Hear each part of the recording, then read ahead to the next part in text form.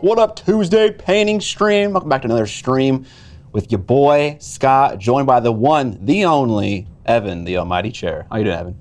Pretty good. Wonderful. Like 8 out of 10. That is awesome, honestly. 8 out of 10 is good. 10. We got a sub from Almighty Spaz, Prime sub, no less. Anyone else you missed in the beginning of the stream? No, that's the only one that we got in the pre-show. Wonderful. Thank you, Almighty Spaz, for the Prime sub. We appreciate it. 6 months already, indeed. Headphones ain't enough. I need this intro up my ass. Whoa. Are you taking like IEMs and just shoving it up your ass? Adepticon shirt hiding under the apron? Yeah, dude. I got that Fort Wapple shirt. Can't really see it. But yeah, I gotta wear an apron because, like, man, if I ruin any more pants, my wife is going to castrate me. The Wee Beastie, thanks for the sub. Also, Paint Liquor, thank you for the sub. Appreciate it, guys. We're doing a giveaway today for a lovely Neko Galaxy figure named Alice Cross. This model is a bust, a 1/10 scale bust from Neko Galaxy. Shout out to the patrons and the viewers for reminding me about how to pronounce this word. Oh, that word. Also, we've got some more subs. Huddleston, 16 months of touching our Tendy tips and licking Brush's heart. But yeah, this is the giveaway for today, guys. Beautiful display model. Busts are always so nice just because while they are a display fig, it feels like they have less going on just inherently than a full model. And so it's like, it's a much more focused thing. Because who likes painting legs, honestly? Torsos and heads for days. So, good shit. Matt and Tonic, thanks for the sub.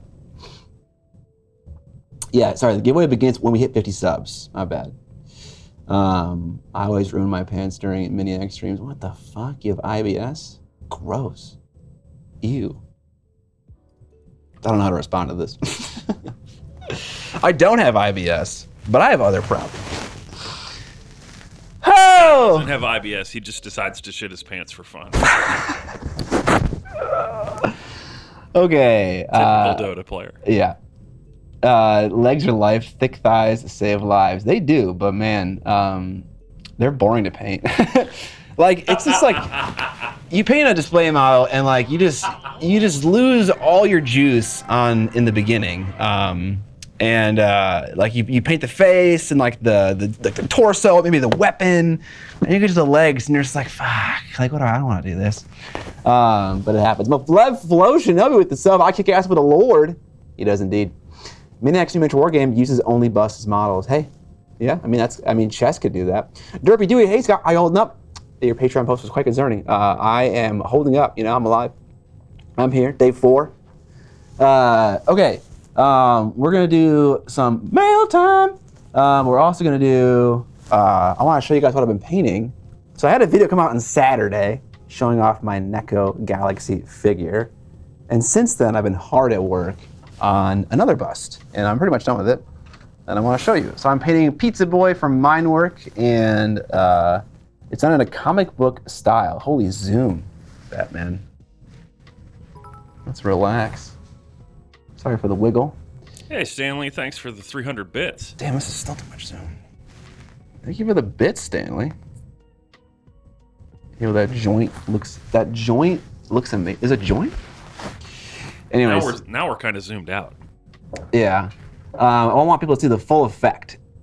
I gave him a, you can't, man, I wish you could see it better. I gave him a Nyx logo on his hat, but that orange is not showing off that blue very well. We can zoom in on it later. He has like this chain around his neck. It's not a chain, it's like a rope. It's like totally smooth and featureless. So I made it a gold chain. Maybe we can zoom in and see some of the comic book inspired choices. Some of like the intense layer lines you can see on the side of his face, like all these areas that are like very harshly shaded. And then it kind of turns into more of a moonlit scene in the back. I went for the effect that the phone, which is very bright and glowy, is like lighting the majority of the model. I didn't like totally sell it though. Yeah, man, I wish you could see that Nyx logo better here. I'll put it in camera and then we'll see if we can focus on it. Nope. It was so hard to do, and that S is so tiny, and you just can't see it. Fuck. That's the model. the pizza is in progress right now. I got to paint the box and probably do a couple other things. He stole that guy's pizza. And then he's done. And then the one last thing, and I will zoom out for this as well. I made a fancy display model bust base for it. It's made out of pizza. Made out of pizza. So I sculpted this in Fusion 360, which is the benefit is that I can put a hole in it that I know is straight, which is very nice. And then I made this backdrop in the frame. I wanted it to feel like a comic book. So I made like a black frame around the outside like you would see in a comic book panel. And then the lighting situation is quite harsh and bizarre, but it's because obviously he's lighting the scene like this and illuminating the brick on the back wall, at least to a certain degree. I didn't totally sell the whole like two-tone light situation. It's my first time doing it, and there's a detail not connecting somewhere, and I need to think about it further. But yeah, honestly, trying a lot of new things for the first time here. I haven't painted a lot of black characters. I painted like 2. I've never done comic book style. I've never done a non-zenithal light source, like one coming from like a cell phone. I've never done like a two-tone light source where you have like an OSL and then you have like a moonlit on the back. So trying a lot of new things, and it's working out kind of, and it's not working out in other ways.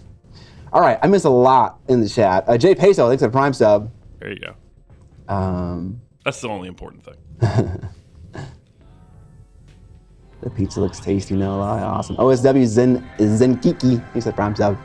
Time to paint while watching. Time to paint while watching painting. Nice. I think if the sleeves weren't black, it would sell the phone illumination even better. Yeah, I was kind of thinking like he's wearing like an outfit. So I wanted black to be part of the jacket. But maybe you're right. Maybe that was a bad choice. But yeah, I got the back. I liked having metallic elements in the moonlit scene, like the belt buckle on the backpack and the phone helped to sell the fact that it was, like a different material. What's on the screen of the phone? Nothing. What would be next level is if you painted the picture on the phone from the angle. I had my freehand fun doing the Knicks logo on the hat. That's all this model gets. I was considering painting like Scar's Pizza on the back of the pizza box. I'm like, fuck this shit. Like, no one's gonna see this stuff. Gotta finish this model. Someone asked, we're painting Neferata today. No, we're painting something way more exciting. Gravesite markers. That's right. Very pog. I'm so sick of like rolling up to a game and like using like 2 random ass models for my 2 other gravesite markers. I have 2 done. I want to finish the other 2 today, and then probably something else. Punch up the illumination just a bit more. The basics are there. It needs a bit stronger lighting. Yeah, that's very possibly true. I'm struggling with black skin tone, Don, because I feel like if I did punch it up. Well, on the face, I punched it up more, and then I felt like I was really losing the skin tone. And so then I brought it back down. I did some very dark black recessed shading, and that solved some problems. But yeah, I mean, comic book style is all about this concept that I discussed in a previous video, an old one, right? It's like, I don't know what the term for this is, but I called it highlight distribution in my video.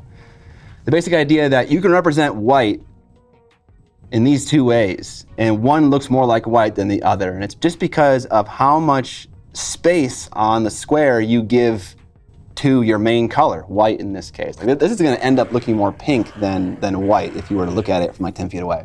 Reaper Miniatures with a raid. Thank you guys, appreciate it. Painting the gravesite markers was more fun than expected. Yeah, I have some fun models too for them as well. So it's like, in order to paint a black skin tone, or anything dark for that matter, the black jacket also applies to this. You need to know this concept very well. And because there's no blending going on in the model, I can't hide any of my sins. I can't futz on it. It's like, I need to know how much of each color should be there, layer for layer. And then it'll tell the effect. It's a really deceptively challenging painting style. So I've been kind of grinding on it all weekend and on Monday. But I think it looks okay. But yeah, I think you're probably right to a certain degree. I think the illumination needs to be stronger from the cell phone. I think it needs to be more focused. I think if I have too much darkness toward the bottom of his jacket, maybe in other areas as well, maybe on the other side of his hood, maybe on that, also that strap. Yeah, first attempt. What up, PC Tyler? Can Scott finish a grave site marker in one stream, in one sitting? Find out today on an episode of Miniac Movie Stream. Nice. I saw a video where someone was using a red-purple for darker parts of skin tones. Gives you warmth while staying dark. Yeah, that probably tracks. Specular highlight gradient? No, for my specular highlights, which I had like little ones on his face, I just did little dots. Very harsh. Okay, mail time. A viewer, HUD, this is important for you. Uh-oh. A viewer sent me just a metric fuckload of Guild Ball stuff. And Jesus, did it come in that U-Haul box? Yes. My God. It came in this box, and it is packaged so nicely. Chat, you can't see it, but the box that he's handling is a full-size U-Haul moving box. Okay. One of those, like, 2.5 foot by 2.5 foot monstrosities. Yeah. We're not gonna like look through every single model, but I haven't even looked at this at all. I have no idea what came in here. Stuff. Yes. That much is Genie true. says, Scott's starting the Miniac Guild Ball Museum next month. I didn't notice this when I first opened this, but there are foam trays, I'm assuming for each team, and they come laser cut with the team's logo on it. What the fuck? That is awesome. Okay. Oh wow. Okay, it's even more impressive than that. So someone must have made, I don't know who made this. I don't think Steamforged made this. But here are a lot of, if not all of the Hunter. Man, these models are so good. That looks like, what is it, Battle Foam does stuff like that? Where Yeah. you get the pre-laser cut trays for your Felder does that as well. Yeah, that too. We'll look at a couple of these because there's like two flavors of hunters you can play. There's like one that's like kind of like more wolf themed with like moonlight vibes, and I just love the models. Also, this is 100% a limited edition model because this chick does not come on a tree ever. I've never seen this model in my life. I'll get your focus. Focus. I've never seen this tree. Maybe this is a conversion. Yeah, because she just normally comes standing on the ground. But I fucking love this model. Her giant fucking pigtails, like brooding pose. That tree is something. Hold on, maybe she does come on this thing because there's a laser cut spot for her, and she seems to fit really well in it. I don't know. This is a fucking nice model too, man. When they got into resin, it was a short period of time, but man, they fucking killed it. It looked super good. Damn, this is like almost, I don't know everyone in the Hunter team. I very infrequently played against this team, but this is super nice. This is super fucking nice. Okay, and obviously it also comes with, of course, the token set and all of the sleeved cards. What? Okay. That's like 10% of the box. I don't know what this is. Doctor Who? What? It's Guild Ball stuff. We're looking like, oh, there's a model I already have. These look like extras. I got some farmers, I got gas, I got some engineers, I got some fun limited edition cards. Yeah, this is the extra goodies. Wow. All right. So why exactly did our friend the viewer send us all this stuff? That you don't play Guild Ball? I don't know. I met him at Adepticon, and he didn't say why. He just sent it to me. I'm assuming because he doesn't play anymore. I'm assuming that is why. We got the minor team for the Hunters, the Falconers.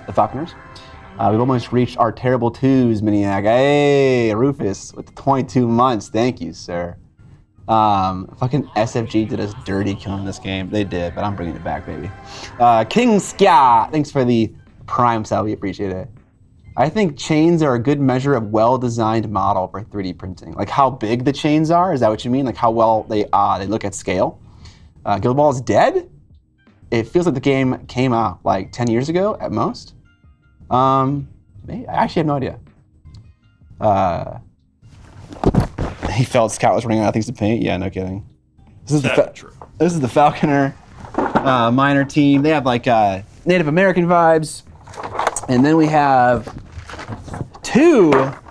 both of the starter sets for the blacksmiths. If you guys didn't know how it worked out, most major teams had 12 models you could pick from for a draft, or is it more than that? That may even be 14. And then they both came in 2 starter sets. This is how the game looked at the very end. They had plastic that was colored, and they came in these kinds of boxes. And they came with terrain and a ball and the cards and a goal, everything. It was amazing. As a thought, Scott, you gonna do the thing that every other mini painter streamer is doing this week and milk some low effort React Andy content of? No, I'm not gonna do that.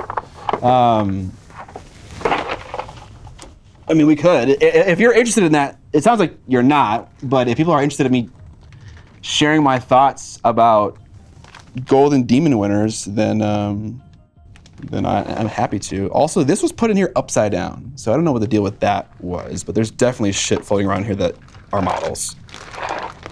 Oh. Okay, so this is the same thing as the Hunter thing, but it's the engineer like foam thing, and it comes with I'm seeing neoprene terrain, which is super nice for Guild Ball because measuring is so precise, and you want nice flat pieces of terrain to not mess with you. Again, laser cut tokens for everything. I'm scared to open the bag and drop models everywhere, so we're going to not do that one. But man, the hits just keep on coming. We got the Brewers one. Again, laser cut token set in there. We have what looks like Ride Off. Oh, these are the blacksmith's laser cut tokens. Fucking A. And then something that's wrapped. Ooh. If a model with chains can be 3D printed easily, then the model was well designed with 3D printing in mind. Trying to print a model with chains from a designer that makes them too tiny and fragile to be 3D printed easily is frustrating. That goes for many details, but sure, chains is a good litmus test.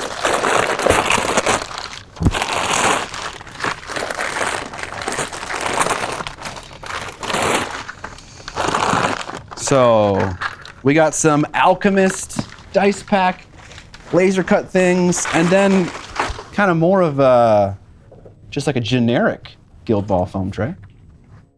And a bunch of Alchemist characters. Man, and he has like the resin shit. Man, look at this model. Look at that casting quality. That is so fucking sharp. Like you can see the belt buckles just so crispy.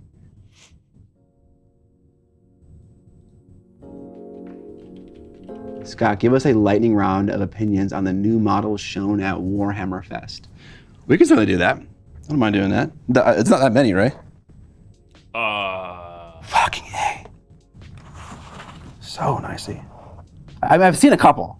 So like I already have like pre-baked opinions. If we ignore the 40K stuff that you don't care about, then it's not that many. Okay, sure. All right, and that was that giant Guild Ball box. If you are the viewer who gave me that and you're watching this VOD or you're here right now, that is insane generosity. That is like $500 to $700 in product, like cards, sleeves, tokens, limited edition models, like old resin figs, starter sets, old pewter figs. I haven't even looked through 2 of the bags of the stuff, so there could be even more juicy things hidden in there. That was amazing. Thank you so much for that generosity. I super appreciate it. I showed up late. Yeah, I'm doing a mailbag. A viewer sent me a ton of stuff. But yeah, it's awesome. I'm definitely gonna give some of that away. If any of my friends need Guild Ball teams, hook them up.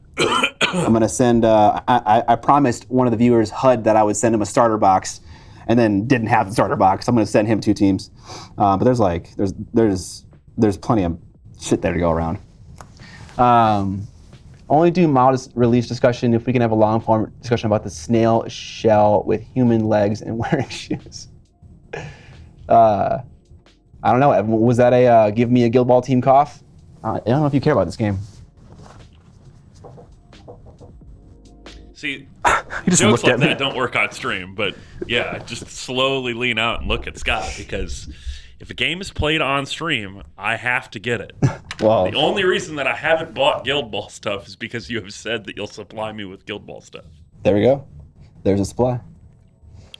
I didn't thoroughly look through it, but I hope there are, if he has like some limited edition like Mort models in there or Ratcatcher stuff in there, I would love to see that, but I don't know if I saw that.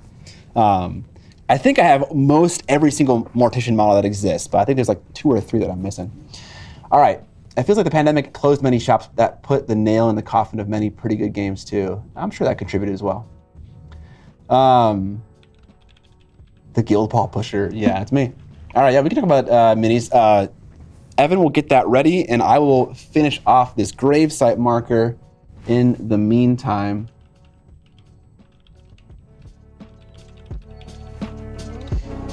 Get that focus set. All right, focus. Cool. So I think all we need to do for this is add some water to my wet palette. I'm rocking a Mindwork wet palette today because it was part of the ad, and I wanted to like have some experience using it. So I painted the pizza boy with this palette, and also their brushes. All right, Scott, I got a quick question for you. Yes, sir. After you finish this one, you have 1 more gravesite marker to do, right? Yes. Okay.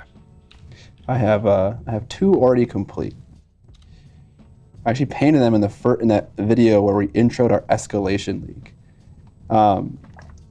Yeah, I remember that. Which I then proceeded to never talk about Escalation League ever again. I didn't intend for that to be a series, though. I just wanted to talk about it because it was exciting at the time. But it'd have been cool if that was like a series on the channel.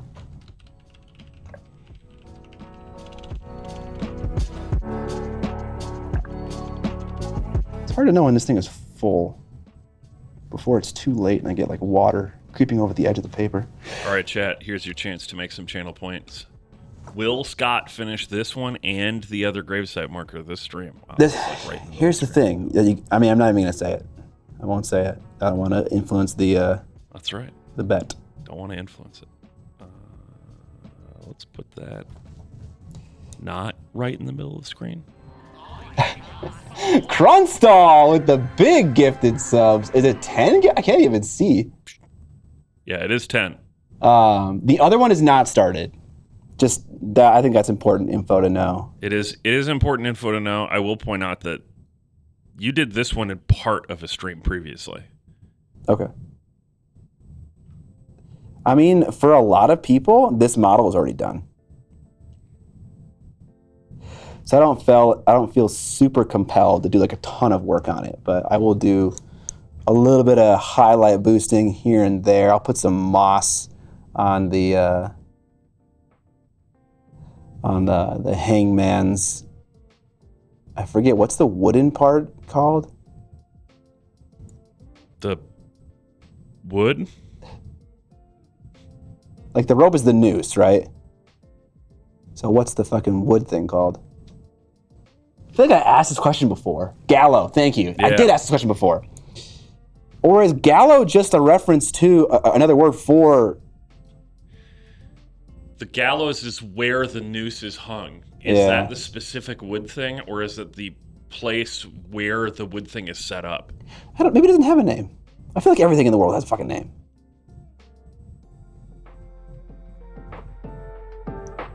Yeah, I don't know. I don't know either. Gallows pole. Feel free to Google and argue in the chat about this for the rest of the stream. There is so much shit on the screen right now. Hang on. Where's my DVD thing? Oh God. Yeah, there we go. Like a website from the 90s. What was his crime? I love a good story. What was his crime?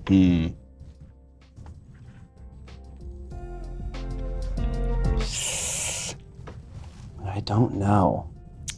He poured gravel poorly. Yes. We're going with this.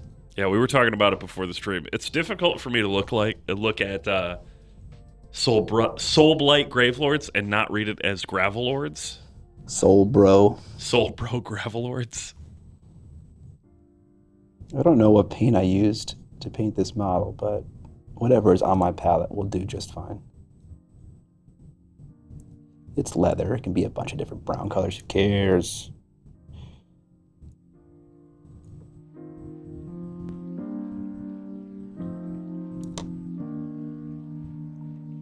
His crime, says Shard 72581, is he didn't like the chicken fingers. Ooh. Dead to rights.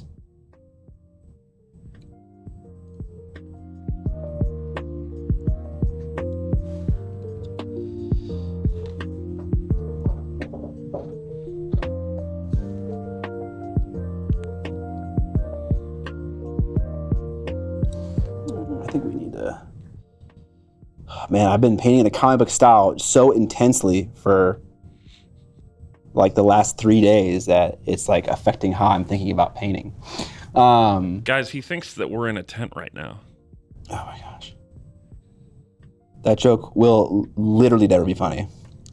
It'll never get old, you mean? I mean, it got old the moment you stated it the first time, but... Wrong. Wrong! It is funny, and I will keep doing it. I watched a movie that, like, you, Evan, and probably a lot of the similarly aged people in chat will probably know and have fond memories of... Here we go. Dark City? Oh, yeah, Dark City's pretty cool. Does that ring a bell? I mean, it's jank, but it's pretty cool. Yeah, calling it jank is pretty apt. It was a totally fine movie. It has, like, Matrix vibes and stuff. I wasn't a fan of the costuming for, like, the bad guys. It's like, we're in a tall black coat and we have giant fedoras and we have little daggers. It just seemed very weird. Mr. Hand? Yes. y'all had very interesting names. I think that the concept of the story, the plot, was so fucking cool. And I kind of just wish they just got out of the way of it and just talked about how that played out. Because like the idea for the story is very interesting.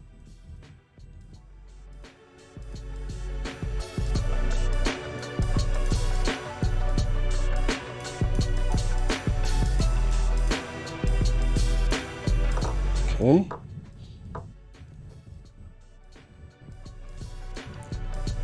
Some scratchy highlights with a nice ochre color.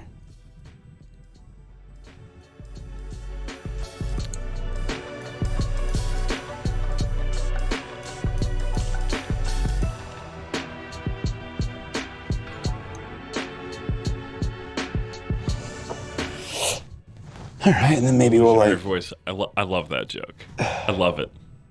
I discovered over the weekend that you're not allowed to run in a campground. You can only ran because it's past tense.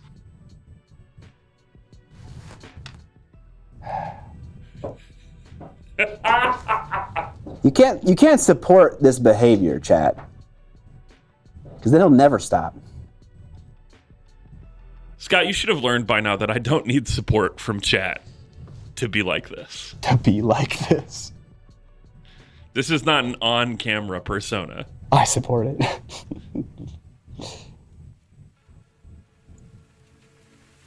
Rufus Kit, you are part of the problem.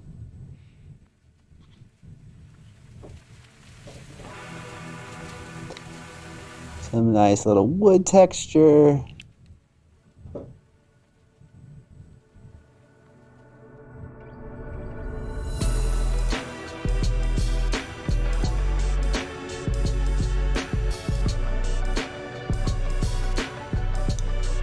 Man, this truck has some bass.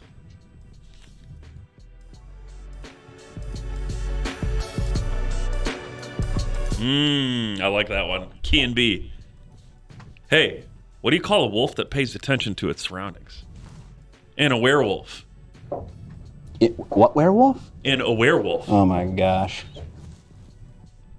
The hits just keep on coming. Yeah, baby. What else did I watch? Oh, I watched a David Cronenberg movie called Shivers. I was very unimpressed with that movie. I don't think I've seen that one. It is very, very skippable. Why am I always out of focus? I think that the main crime that movie commits is that I think David Cronenberg movies are just so interesting. The plot is so interesting, and like he just kind of like plays out the world. He's like, what if this happened? And then he like shows you a really cool example of like that thing happening. In Shivers, it's like there are these worms that when they infect people, give them violent and sexual urges. And I'll give you 10 seconds to guess how the plot works out. A lot of sex and violence. You're right. The worms infect people and they become violent and sexual. And it's just like nothing is explored. Well, I mean, sex and violence is explored. That's true, but like camera for a titillation of the audience. But like, if you want a real David Cronenberg movie, like you gotta watch The Fly. You gotta watch. My favorite is The Brood. That one is so fucking cool. Okay, done. What about the basing? I'm gonna do the basing on both models at the same time. Okay. Cool. Just some good old ultra violence, but it doesn't even do it well. That's the other problem. It's like just some good old ultra violence for a movie that's everyone's stuck in a hotel or an apartment complex. It's surprisingly low tension. So yeah, just not a great movie. The Brood's not the vampire one. Oh, what's the vampire one called? Wait, Cronenberg did a vampire movie? Is that Dead Ringers? Did he do Only Lovers Left Alive? What did Cronenberg do? I can't remember. I like Crash. I haven't seen Crash. The first murder in Shivers is weird. I totally forgot it. Rabid? Rabid? Huh. I typed in David Cronenberg vampire. Scanners is good. I haven't seen a lot of Cronenberg movies. I've seen maybe 4, I think. But yes, the new Evil Dead, holy shit. Wasn't as scary as the original remake, but they found a middle ground. They wanted to please all the fans, the ones who like the campy, fun Evil Dead, and the ones that like the ultra-violent, super horrific Evil Dead. And honestly, it was a very tasteful middle. It was good. Like, I don't think they were super competing with one another. They both coexisted. I was very happy. All right. We gonna talk about Golden Demon? Sure. Or Golden Demon? No, I thought we were talking about the new releases. New releases? Sure. No, new releases. Give me 1 second. Okay. That's great to hear. I was hoping it'd walk the line. It does. It does. And it does it pretty fucking well. I also like there's just small fun details. Like in one of the original series, you see 3 books. And in the remake, they show one of those books. In the original Evil Dead movie, they show a different book. And then in this one, they show the 3rd book. And so they have a lot of really cool callbacks to the original Evil Dead. Like they're really building a cinematic universe without saying it's a cinematic universe, and I really appreciate that. They're not bashing you over the head with the term or the idea. Like I don't know, what's that one? Can't remember the name. The fucking stabby one with the mask. Scream made fun of it. Conjuring is also a great example. Scream, thank you, Scream. But Conjuring is a good example as well. Wait, Scream made fun of it? You mean Halloween? Scream didn't make fun of it. Scary Movie made fun of Scream. I mean, it made fun of all horror movies, but I feel like it really went for Scream. Sure, but Scream was making fun of horror movies as well. It was and it wasn't. I think like Cabin in the Woods is making fun of horror movies. I don't think Scream... I mean, I haven't seen it in a while, so maybe I can't remember. I think you need to rewatch Scream. I remember convincing Amber to watch Scream, being like, it's not a horror movie. And then like fucking Mandy Moore dies. Not Mandy Moore. Drew Barrymore dies in the beginning, like instantaneously, like super violently. And she's like, this is not a horror movie? And I was like, It's a romance movie? Yeah. Cabin in the Woods is a trip. Scream started a generation of self-aware horror movies. What other ones did they start? Satirizing. Is that a term? Is satirizing a term? I love it. Satirizing is the act of being satirical. Scream. Amber, you misunderstand. This is a thriller. Yes. Related, I still haven't seen Tucker and Dale versus Evil. I keep trying to convince Amber to watch it. I'm like, Amber, this is actually a comedy. And she's like, I do not trust you. And I'm like, fair. Yeah, because he told her that Scream was a romance movie. Yeah. Okay, chat, I have a question for you because I'm trying to find a good source for this. Is there a web page that I can go to? Does this exist? That just has pictures of all of the new models from all the different ranges from Warhammer. Because I don't want to open like 15 different community pages on the Warhammer site with articles and stuff. I just want pictures.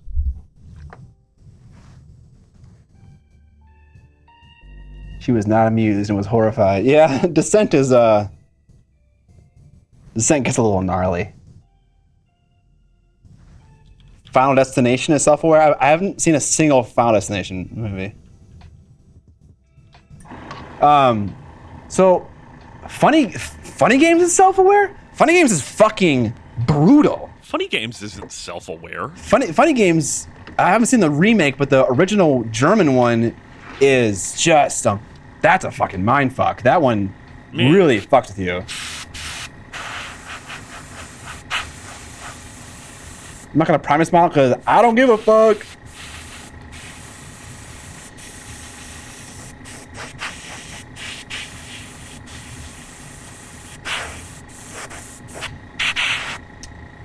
You've seen the remake because they are the same director and it was a shot-for-shot.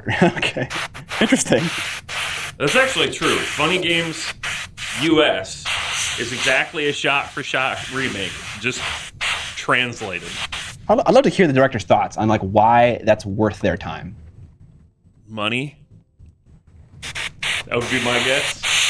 New Like it's so hard to make a movie. It takes so much effort. And Funny Games wasn't like a cult classic. It wasn't popular. It's not even guaranteed to like sell a lot. And it's like, do you really have no more ideas for a movie? I don't know. There's gotta be more to it, you know? But yeah, money. Money's always a contributing factor. I feel like the motivation is someone said, hey, you want to make this movie in English? And he said, sure. Yeah. How much are you going to pay me? And they said, this much. And he was like, yeah, cool. I'll see you in the United States. Okay. But who knows? I think when you frame it like that, it's definitely more believable.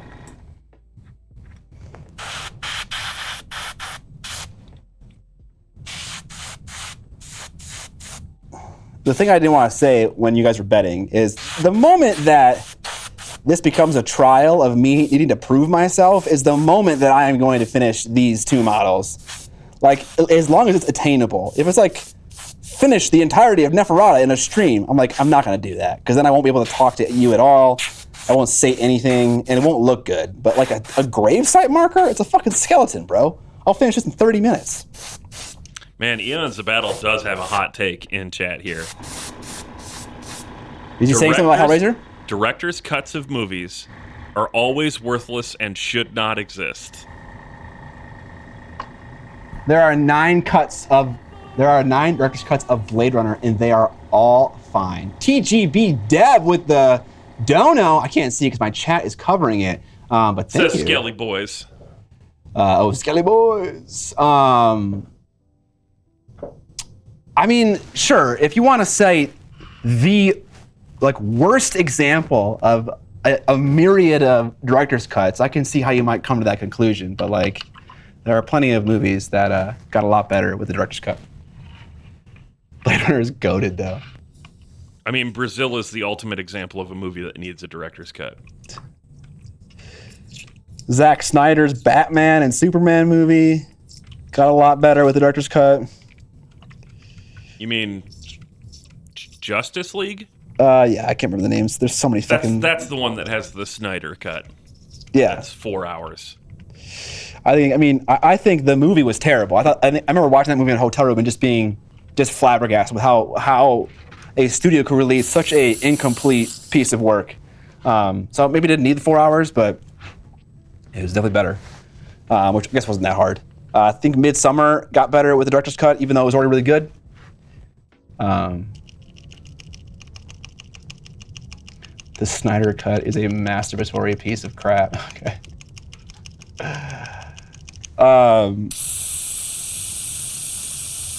Yeah, I'm not super like enthusiastic about director's cuts. I do like it when there's a movie like Midsommar that I just love and want to see more of. Like I am not opposed to that at all. Have I seen Kingdom of Heaven? Yes. That movie fucking rocks. I love Kingdom of Heaven. I don't like that it always happens now. It's always happening? Really? I feel like movies are like getting less and less physical releases, which means that people aren't making director's cuts. Kinda agree. Have we seen a director's cut go straight to streaming service? Maybe? I don't know. Does anyone know an example of that? Not that that proves anything, Jay. I'm just curious if that happened.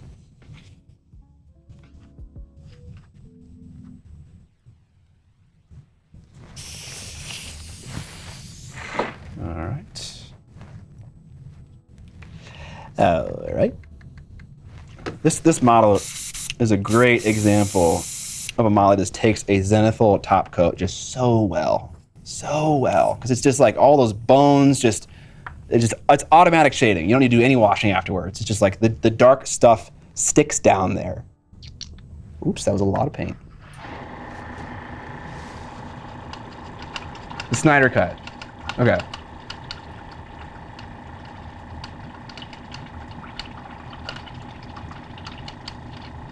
I don't think their director's cuts are worse, just I would rather have a new movie than a tweaked old movie. Sure. I think you and I can come to an agreement there for sure. I think if I were a director and a studio fucked my story, I would want the vindication of releasing what I wanted my vision to be. And so for that, I'm okay with the director redoing something. Because again, they are a lot of work. And to have it get fucked up in post-production, the last stage of a very complicated process, is just really sad. Speaking of movies, my buddy and I, actually 2 of my friends and I, we all like movies. He wants to start a movie podcast with me. So we might be doing that. I don't know who's gonna do all the work and shit, but it's a pretty simple concept. It's called Movie Link. And so we'll start with a movie, and we will pick one detail in the movie, the plot, a specific actor, an object, and then we'll link it to the next one. And that'll be the next one we pick and talk about. And then we'll never talk about movies on this stream ever again. Oh, no, we certainly will. No. Can't do that. That would be cross-brand contamination. But it's something fun to do. Can the Discord do a movie night? Yeah, for sure. But only director's cuts. This is already a movie podcast. That's kind of how I feel about it. Public podcast. Public. I said about a podcast. Yeah.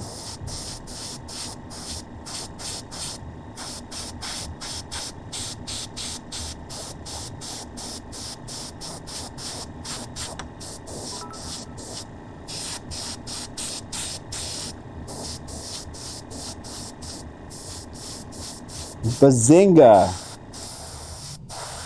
Excuse me. Just like that's like the skeleton. It's just like it's fucking done. It's done already. Maybe run a poll for which movie. His idea for what we should start with, because that's kind of the question, what's the first movie, is like just talk about what movies got you into. You want to do like an episode 0 about like, our favorite kinds of movies, what we like in movies, where it all started for us, or at least for us as individuals, because we didn't have the same favorite movies. And for me, that movie is Fight Club. Like I remember watching Fight Club and thinking, like, oh, okay, movies can be good. Like not just like exclusively entertainment. Like they can have like deep messages. I was like 15 when I saw that. Sounds about right. And so I think we'll start there, and then that will begin the movie link chain. Yeah. It's gonna be every other week. Just gonna sit down and talk about a movie in some kind of structured way.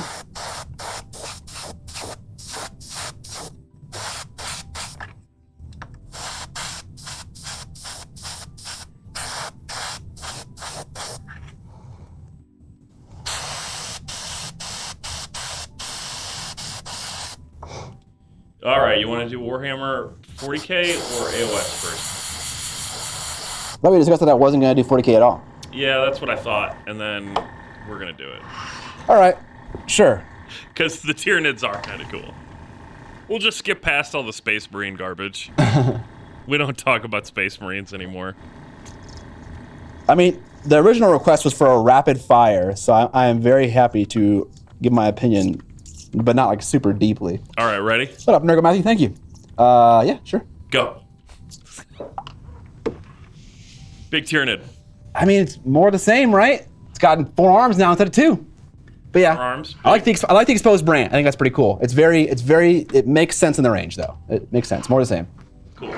What about the Neurotyrants? I love these guys. That's more of a departure. There are obviously like tentacly floaty things, but that one is like an expansion of that idea in a very cool way. Nice paint job too. I love the inclusion of the blue. Yeah. These guys are kind of dorky looking to me, but they're kind of dorky looking. But again, I think it's a little bit different of a Tyranid thing.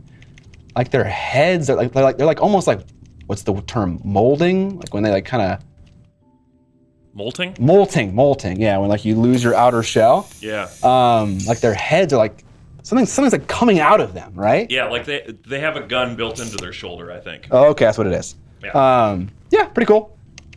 Not a huge Tyranid fan, but what the fuck? I like this. These guys are cool. I love like the armored head and jaw with like the hinge, and like they feel chunkier and they feel like more like kind of like dogs. They also don't have eyes. Oh yeah, fuck yeah.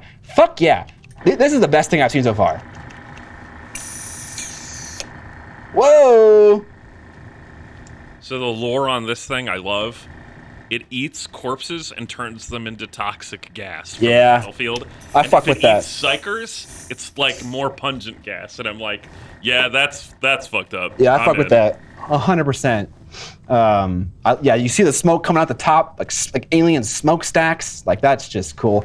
Is it holding something in the front, like a little blue thing? Like what is that? It's like a little chunk of like Space Marine arm or something. Yeah, that's fucking awesome. Yeah. That is pretty cool. Again, I don't like Tyranids at all. So these are all like 3 out of 10s, but still cool. Hey, this one's fucking not bad. I like the wings. Man, they're really crushing it with the paint jobs, let me tell you. Mm-hmm. They're doing a great job with these paint jobs. I love that peachy pink wing. Like they're still living in what is this, Host Leviathan? What's the name of this? Host Purple. No, the name of the army. I think it's Leviathan or something like that. Something like that. Purple and white. But they're living in that scheme very well. And still kind of like innovating on it. Cool. Whatever. This is more the same. I like its face. In the bottom right, you can see it's got a little Cthulhu face. But yeah. Does Curtis know about these? I mean, I'm sure he does. I mean, because a new Tyranid release probably sets off something in like the back of his brain. Some synapse. Yeah, somewhere someone's released a new Tyranid.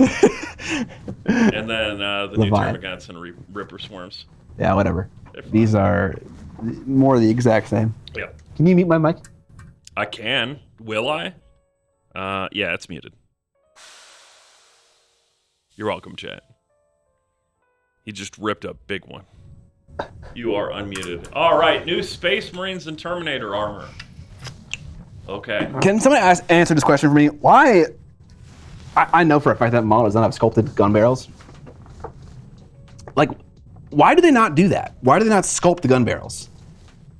Maybe it does. Maybe this one does, but there are so many Space Marines without sculpted gun barrels, and they have the tech to do it. Why don't they do it? I actually can answer. I know why they do it this way. It's because of how they oriented on the sprue. They want to be space efficient and make the gun one piece, and so they can't hollow the gun barrel without separating it into two pieces, and they prioritize having it be one piece. That sounds like a fine idea. I don't know if it's true though, because like sprue layout is an incredibly complicated thing, and so much goes into it, and that's like one small detail. Key and B had two cheers. I don't know if you saw the first one. I saw one of them. Asking about the podcast, which is, would you tell us about the next movie at the end of each episode so we can watch along? I think that's yes. idea. Yes. And then Key and B also says Curtis is probably infected by gene stealers, and that's how he always knows about Tyranids. Yes. Yeah, true. Yes. I continue to have the problem with Terminator armor that what the hell is going on with his body in there? His headline is below his shoulders. Like if you draw the stick figure inside of Terminator armor, they're being like ripped apart inside. His arms are like coming out of his fucking head. His shoulders would be at like ear level. Just doesn't work. I mean, either that it kind of does though. Coming out of the center of his chest, which I would be fine with if they had a model where that was like Terminator Space Marine with no armor, and like he looks like the dude from Total Recall, just like his face is growing out of the center of his body. Oh, the main rebel. Yeah, Guado or something like that. Yeah, something like that. Yeah. He looks like an orc. Yeah. Pretty much. We can new just skip all this bullshit. It's fine. Yeah. Got apothecary stuff. We've been here before. Yep. It's Space Marines. Hey, Stern Guard have been Primarisified. Yep. I painted a couple Blood Angel Stern Guard. Yep. They look cool for Space Marines. They got neat helmets and stuff. Great. Infernus Squad. It's Space Marines with different guns. Oh, like the big burner ones. They've got flamethrowers. We did it. That's a cool name, though. Inferno Squad or whatever. I am so disappointed about this, by the way. Why? New Dreadnought. Oh. I don't like it. It's got a lot of leg there, bud. It looks bizarre. You know, they're like, people like what we did with Primaris Space Marines. We gave them bigger legs. So let's do the same thing with a robot. Just give it bigger legs. But the top stays largely the same. The top works for me.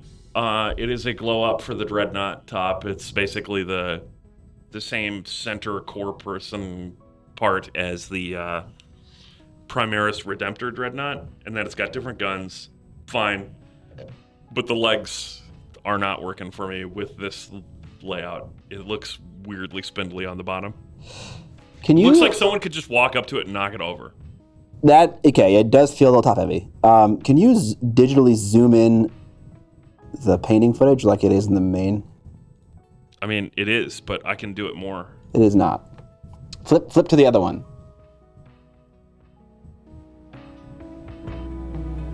Hang on. Okay.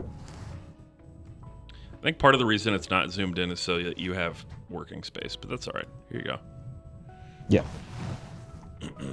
All right. Space Marine Librarian and Terminator armor. Love this paint job. Wow. That's a departure. Yeah.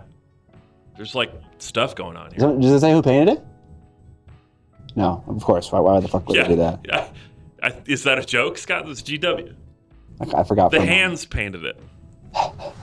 It's it's not a normal heavy metal style because you have like the glowing runes on the inside, and so they had to like kind of like work with that idea, and you can't like edge highlight and recess shade that, so you kind of got to have a new approach, and they did a really good job. The glowing runes is really good. Yeah. I like the glowing hand, his outstretched hand there. That's the real departure for me. Yeah. from the normal heavy metal style. Okay. Works. Looks good. Space Marine Lieutenant. This is one of those stealthy boys, right? Yeah. What are they called? Do we know?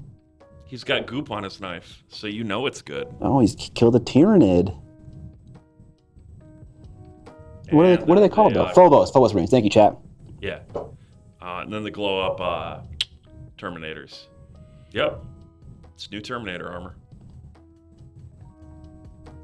Man, I remember, I've already seen the Terminator, and I remember when I saw it, I was like, something changed? Like, nothing changed. The legs got bigger. That is their literally proportions it. are slightly different. Yeah. And, it's just the same thing as usual. It's if you like Terminators and you're excited about it, cool. I'm sure you like this. Right. If you That's don't, true.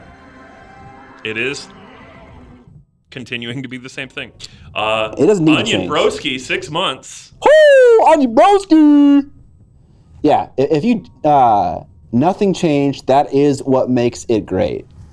I mean, I guess to each their own. I would want something new and exciting if I was getting like a remake. Because like, GW is super good at like, changing stuff up, but like, doing it in a way that it doesn't like betray like the story a ton, or like the feel of the army, at least for the most part. They're really good at doing that. And so it's like, oh, my army's getting my army's getting updated. What are the Terminators gonna like? Like, what are these things how are they gonna change?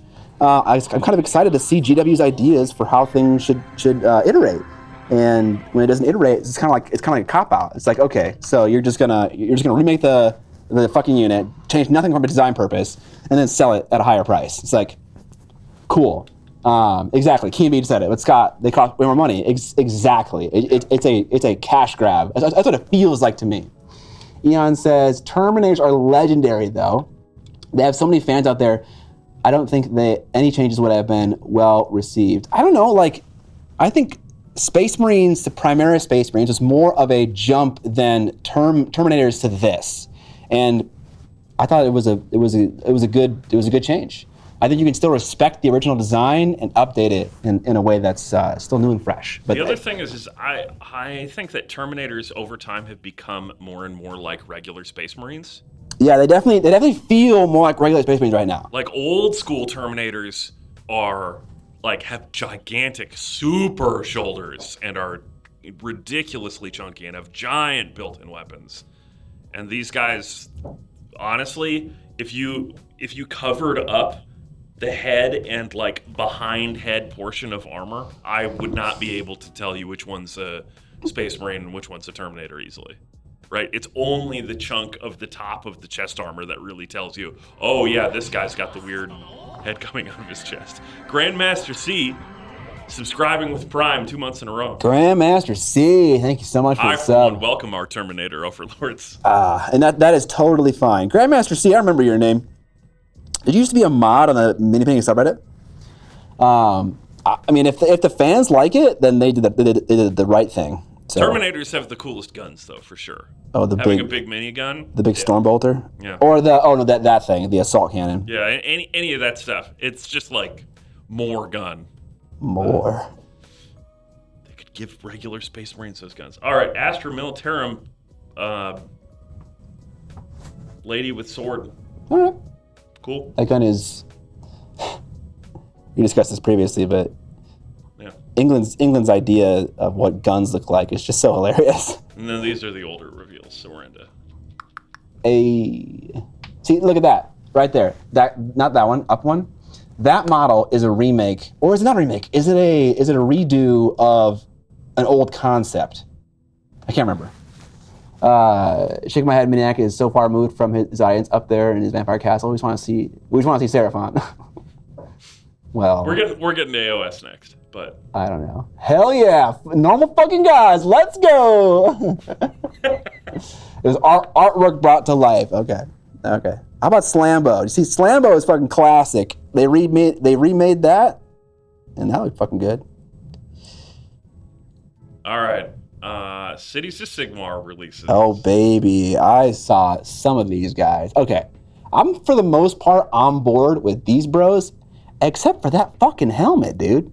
Yeah, I I haven't decided how I feel about the city's leaks yet, but I definitely don't like these guys. At all? They just don't work for me. Why? Their armor, they have big shoulders, but they're like covering up their breastplate with like a... They look like they went to an all-you-can-eat crab place and are wearing little bibs over their armor. Their shields are overly complicated in a way that I don't appreciate. I really like the hammers. I agree with the overcomplicated shields. Galactic Glizzy, thank you for the sub. And yeah, the helmets don't work for me. These guys just like aren't doing it. They're nice models that I think are like misguided. I think if you ditched the dumb helmet and you ditched the shield for a simpler shield, I think they wouldn't feel so burdened. They are very heavy on detail though. I also Red Lobster infantry. And this is common with Warhammer models. The weapons are too big. Really? That hammer, like an actual one-handed Warhammer would be like half that size. This is not an issue of GW's design like philosophy, and more an issue of that it just needs to be that way for the 13mm scale. Right, and so to be clear, I'm not saying that it should be perfectly realistic at scale or whatever. It's just like that hammer and that axe are just a little too big for me. Okay. But whatever. That's not ruining the model for me. It's the other stuff.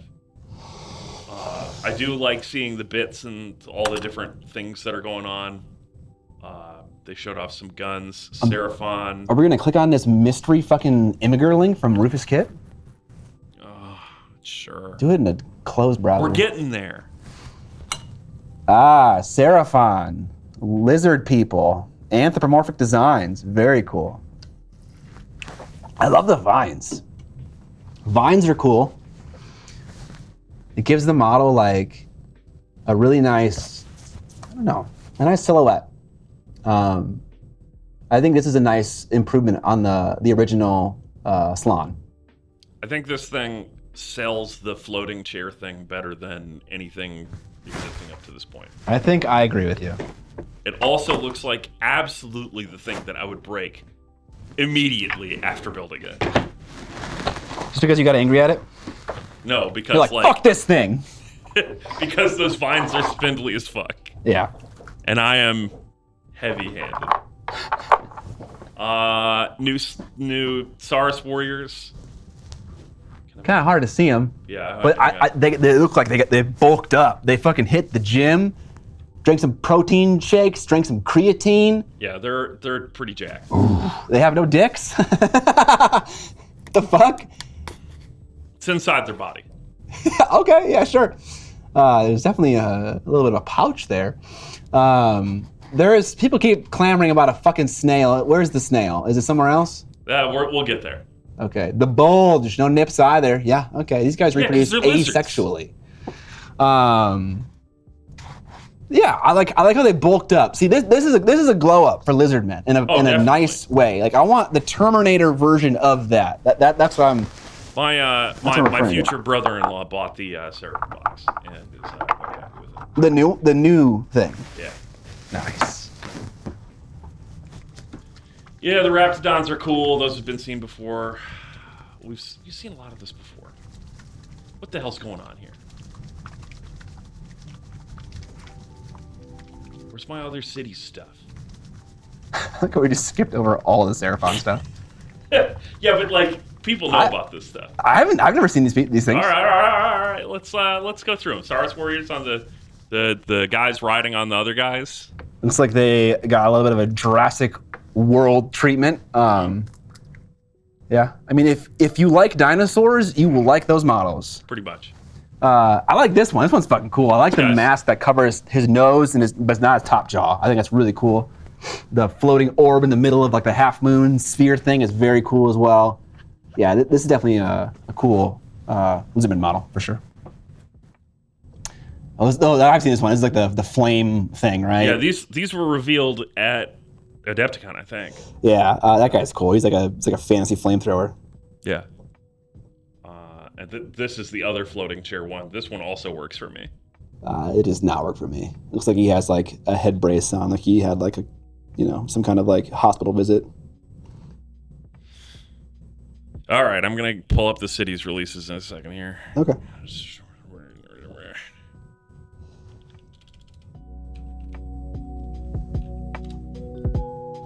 little frustrated that they have an up-to-date one for the 40K, but not AOS on that website.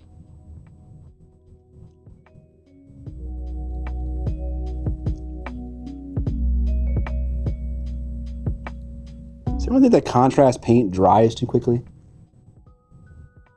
Yes. I feel like a wash product shouldn't dry quickly.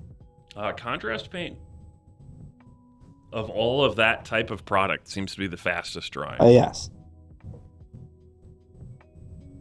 Kind of feels like you want to be able to manipulate it for a long while after you apply it. I also feel like paint in this space dries faster than anywhere else I've painted. Well, there are very specific reasons for that. Yeah, I mean, like it's the humidity in here is low and the temperature is high. That's not what I mean. I mean, like... And the lights. In other art worlds, are you painting a canvas that is 1 inch by 2 inches? The quantity of paint you are putting on the model is so tiny that it's going to dry faster. No. I'm saying like when I'm painting minis here versus painting at home. Oh, you mean physically here? Yeah. Oh. Physically in this space. Okay.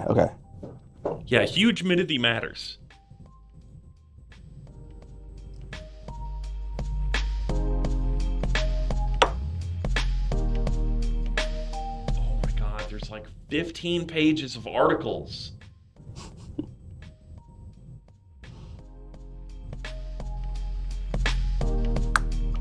I'm so excited to have 4 gravesite markers. I know it's such a dumb thing to be excited about, but man, I love having all my little tchotchkes being all themed and lining up. Contrast paint will dry too quickly. Will start to dry too quickly, but then will take forever to fully cure. Okay. Humidity matters, of course. Humidity. It's pronounced humidity. Also, Scott, okay, is it Imgur or is it Imager? I don't fucking know. What does it matter? Imgur. As we know what we're talking about. I always use a little retarder in contrast paints. It helps a ton and allows you to undo mistakes. Big humidity. Big humidity. AP Speedband has the perfect working time. Okay. Yeah, God damn, it drives so fast. It's insane. You do have that Speed Paint 2.0 set. I do. But I needed a brown, and anyone can do brown. I don't need a special brown. All right. Warcry, because this is what I'm most excited about. Are you? Mm-hmm. I mean, Warcry models kind of slap. Well, you know why I'm excited about it. These have already been leaked, but now we got the good pictures of them. No one can see anything. Ah, yes. Mm-hmm. Oh, man, that fucking big-ass sword, dude. Mm-hmm. Fucking A. All 6 of these guys are... this box is getting bought. I actually already put in the pre-order on this at the source. That helmet, the skull helmet, is awesome. And Sword Bro, whoever, like, touching his little rune thing. Yeah. That is fucking cool. Yeah, he's about to light it up. That's what I have to say. I really like that. I think all 6 of these work for me, but I think the worst one is this top one here. Axe lady that's just kind of... She's not really mid-swing. She's just kind of like looking at someone. I know, and I feel like she needs to be choking up more on that axe if she's not in mid-swing, you know? That's very heavy at the moment, the way you're holding it. The pose just doesn't quite work for me, even though the armor does and everything. I think if she was looking the other direction, I would actually like that model more, like she was like marching forward. But I don't know. The rest of them are great. And then we've got the Flesh-eaters. Ah, okay, so they're doing something more with this range now. That's a little bit of a departure. Now they got kind of like animal furs and skins and bones in a big way. Like a huge part of design elements. He's wearing a skinned face, got a cool halberd. That's a cool, like, direction for a Flesh-eater corpse, I think. I love the skin face. Yeah, the skin face is nice. Like, nailed to his head. Is it really? Yeah. Oh, wow, yeah. Yeah. Awesome. Yeah, excellent. That's pretty fucking cool. The fuck are these things? These monkeys, dude? Are these zombie monkeys? The lore apparently for these is undead baboons that think they're dogs. No, bro. This is a April Fool's joke, dude. I love these things so much. They're so dumb. Zombie mandrills, dude. Flesh-eater baboons. It's so great. I love that he's just got like a skeleton hanging out in his mane. Yeah. It's all naughty. I love what fucking shit. Where to go? Mike Genie said that Flesh-eater Corpse is just basically the different varieties of Eddie from Iron Maiden now. Yeah, pretty much. I like the other guy, but the monkeys is an actual joke. Like, I love it. Flesh-eater Corpse being kind of silly is okay with me. Yeah. And then we've got some more cool ghoul guys. Cool guys. Cool ghouls. Yeah, whatever. They're fine. What is this? This is Warcry? Yeah, this is the upcoming new Warcry starter, whatever, big box, and then 3 more new ghouls. I think everybody loves Surfboard Ghoul. Which one is that? The one on the right here. Oh yeah. Surfing. Cowabunga. First thing that I saw come out of the coverage for Warhammer World was this guy photoshopped to be wearing a Hawaiian shirt and on a surfboard. And like surfing a wave, and I'm like, yeah, bro, that's sick. Someone, people are calling those monkeys ghoulrillas. That's nice. Now we're talking. Out of thought, I have seen the Contreras Eddie Kickstarter. Simon did a plastic release of 28 mil models of Eddie. I bought that one, but I haven't bought a display model yet of Eddie. And then it comes with a big temple. Jesus, giant chunk of plastic. What the fuck? For when you want a rock thing. I mean, yeah, it's like an Aztec or like Mayan temple, right? But kinda. My God, it's very chunky. It's cool. It's fine. Whatever. I mean, these are the last box of the current Warcry season. Sure. Cool. Yeah. Sure. So, does that mean we're getting like a new set of rules and a new season? Who knows? Afterward? I think that's it for this page, right? You can take it to the beach and make sandcastles. Yes. That is genius. It's a ziggurat. Oh my God, it's a ziggurat? Is that what it is? You guys like bricks? Yeah. You like painting bricks? I got some fucking bricks for you. Sorry, Realm Shaper Engine. Oh man, Ziggurat's way cooler. Sure. Fucking A, dude. All right. Harbingers. This one's been very popular. I know Mike Genie's excited for this one. Nurgle guy on a horse? Yeah. That model fucks. This model is amazing. Yes. Like, the shape of the horse has just one continuous curved line from start to end. And it just gives this guy this perfect saddle to sit in. The scythe follows that same shape as well. Like, it has nice sight lines through the legs, through the fucking tail. And like, maybe it has too many details, but like, who cares? It works for me. Who cares? It's so good. It's also such Nurgle where like the more details actually kind of works because the greebling is disease and blah, blah, blah, blah, blah. It just makes it not fun to paint because you have so much shit to get through. But that model will be painted by a lot of people for a long time. Yes. I don't know why Nurgle just lends itself to making like classic models, but I think in the Nurgle range we have like 3 or 4 models that like are painted by so many people for a Golden Demon, like over like the course of 20 years. This is also amazing model. It's come up a bazillion times. I said it to Dan, and Dan was like, and I'm like, no, dude. Very heavily inspired by that very iconic Frank Frazetta. Oh God, this is absolutely a Death Dealer. No, sorry, fuck, what are they called? Death Dealer? No. I think you have it right, something like that. Oh, yeah. This is so clearly that. Yeah. Dan disagrees with you? He didn't strongly disagree. I was just like, I looked at this and immediately was like, man, someone looked at that painting and was like, let's turn that into a mini, but change it enough that we don't get sued. Yep. That works for me. Good. Very good. Yep. It honestly, it makes sense why the composition is great now. This guy. Is this a Flesh-eater Court guy? I think so.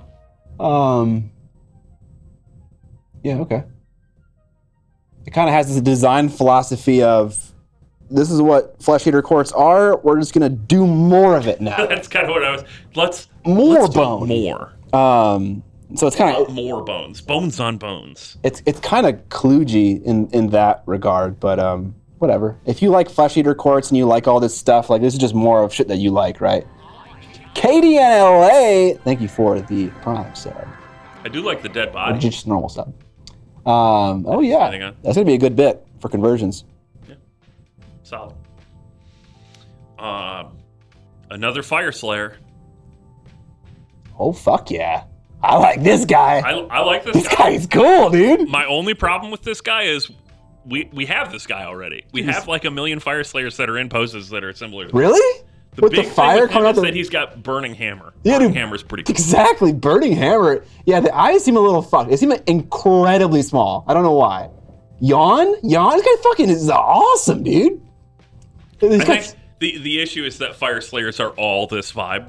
Are they? Is there one just like this? I mean, there's quite a few that are very similar to this. And it's like big mohawk, naked guy. You know, it's like, I get it.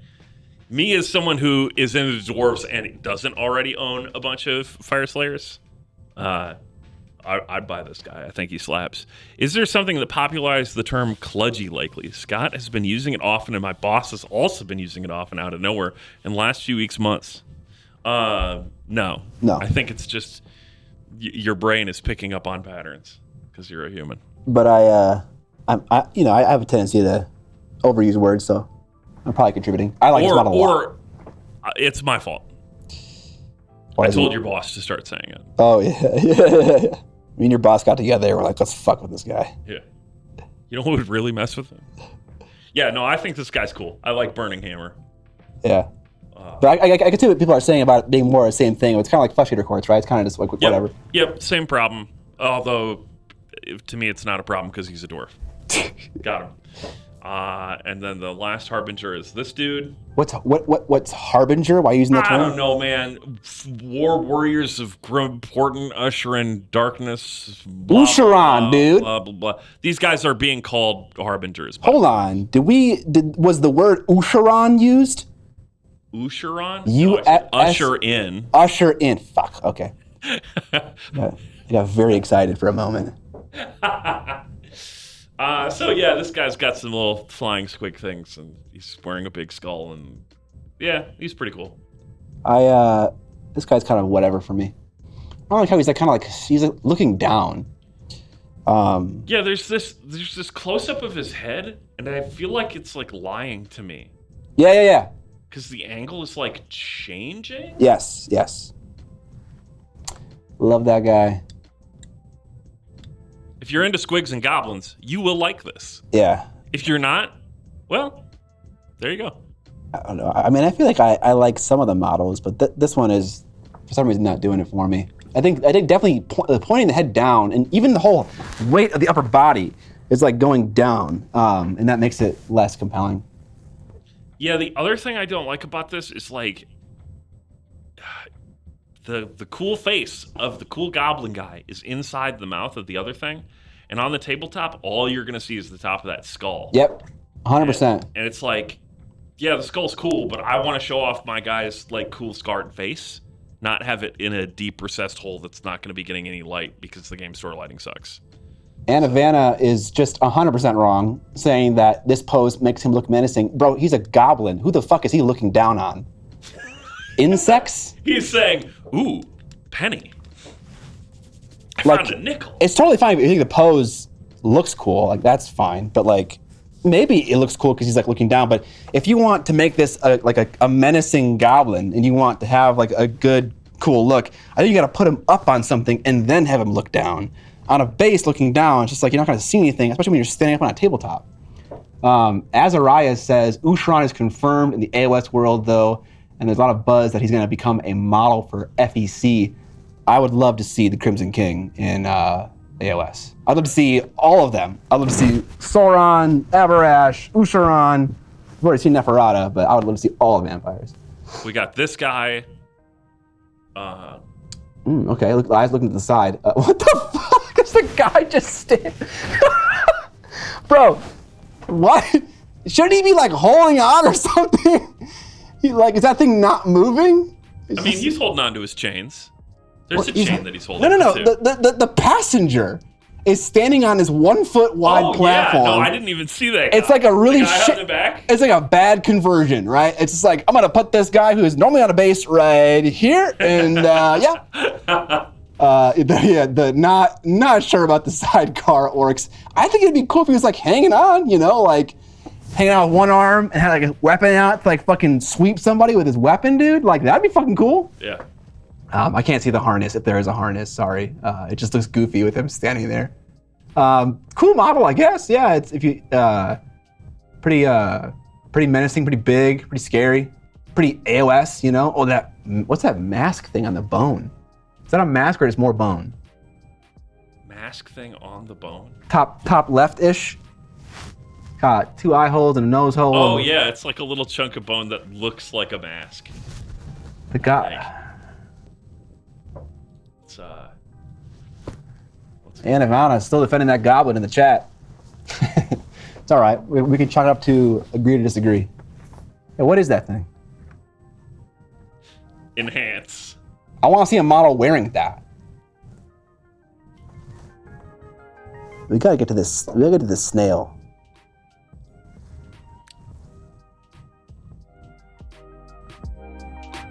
We got some old world reveals. I see. Okay, chat. Let me just say, you fucking baited me, guys. You told me this fucking game was coming out at Warhammer Fest.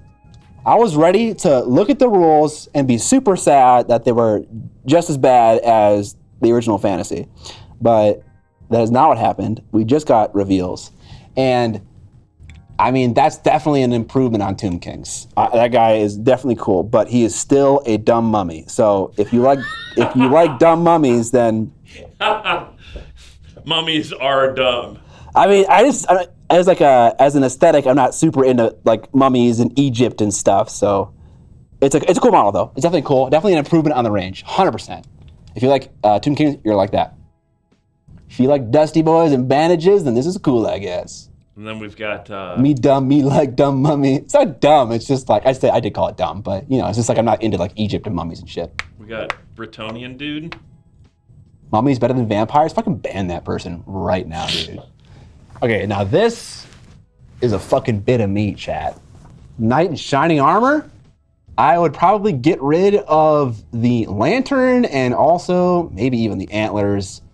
It just not that they're not cool. It doesn't need all this shit. It has too much shit on it. It has a lot. But I fucking love this model. I love that big trash can helmet. Garbage model covered in way too much bullshit. Ninja coming out of left field with a fucking hot take. I like it. This is the model so far. This is the one that I would paint the most out of all the names we looked at so far. That doesn't surprise me at all. And it's just because it's a knight. It's a knight in shining armor, and I like those. Yep, and it's like traditional armor. There's actual armor to it.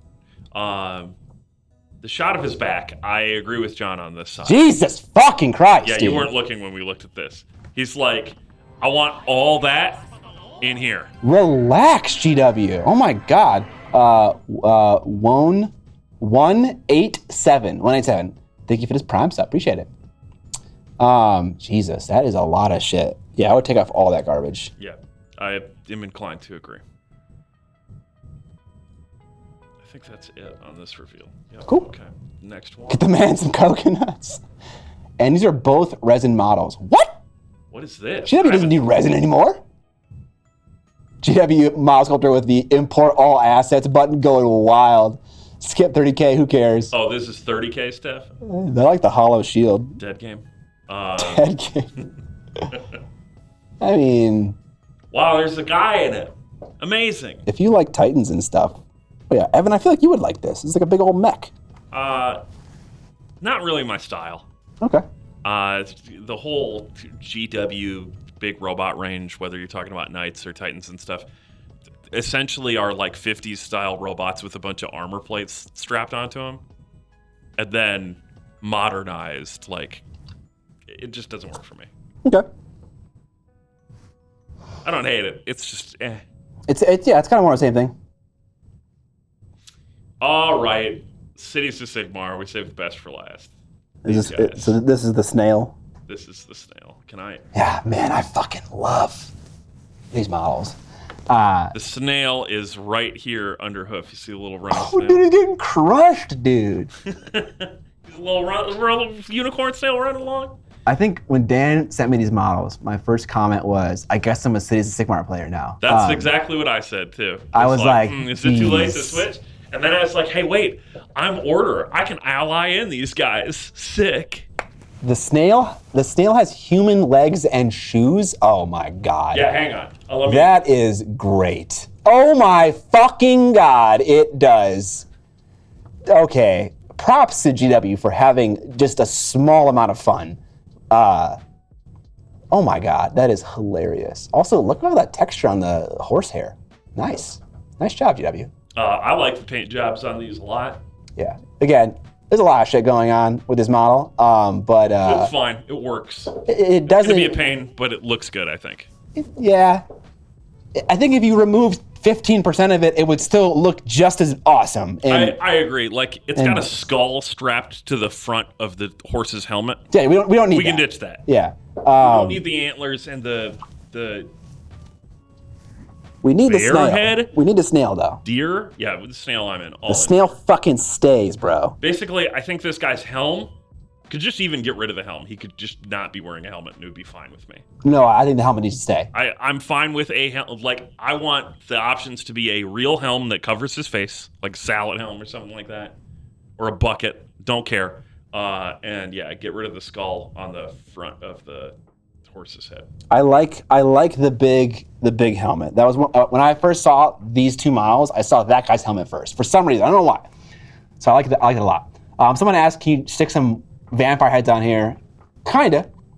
I think some conversion would be needed because they are, they're very AOSified knight in shining armor. There's a different scheme. See, the GW is so good at this. They're so good at getting your juices flowing. Is this Marienburg? The top left looks Marienburg, but I don't see any maroon in the other guy. This is cool. They just have too much shit going on. There's a lot. Yeah, these guys are cool though. Nice. Look at the guy with the gate on his head. So cool. Yeah, it reminds me of baby corn. It's like we didn't have helmets as big as corn, but we're getting there. I think the standard bearer is my favorite of the 5 that they've shown off. I think this is the one that works for me. Even though it's got a lot of filigree on the armor, works. Something that will actually be easy to paint. I like that they have the banner going over the main heft of the model. Yes. It makes everything nice and compact.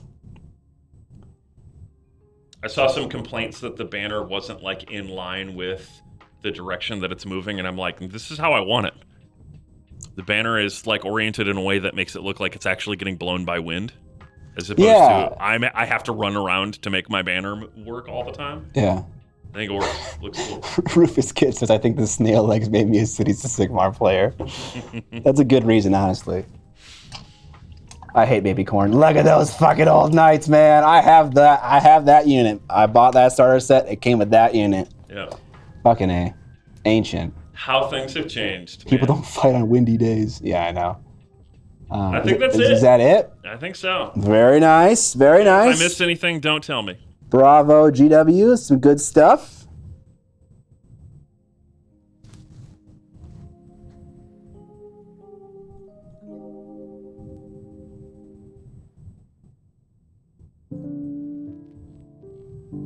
Oh, I missed the kill team stuff, didn't I?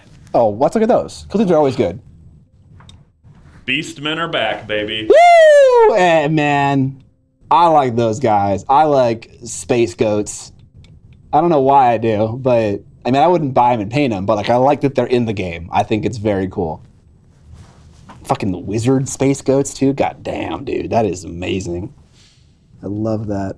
If you're a goat, why not be a wizard space goat? Why not, dude? That is exactly the question you gotta ask. I like that Mangler is just kind of twisting. I always like it when models are blinded. I love that Illidan vibe. Yeah. I guess I should keep watching. We're kind of clipping through these fast. I'm not about the gas mask. Yeah, but he has like a gasser for his hand. Wait, what? He does? He's like a beekeeper. Oh, is that what that is? He's like shooting out a puff of smoke. Does Flux Spray only have one leg? No. No, he's like mid-run, I think. Yeah.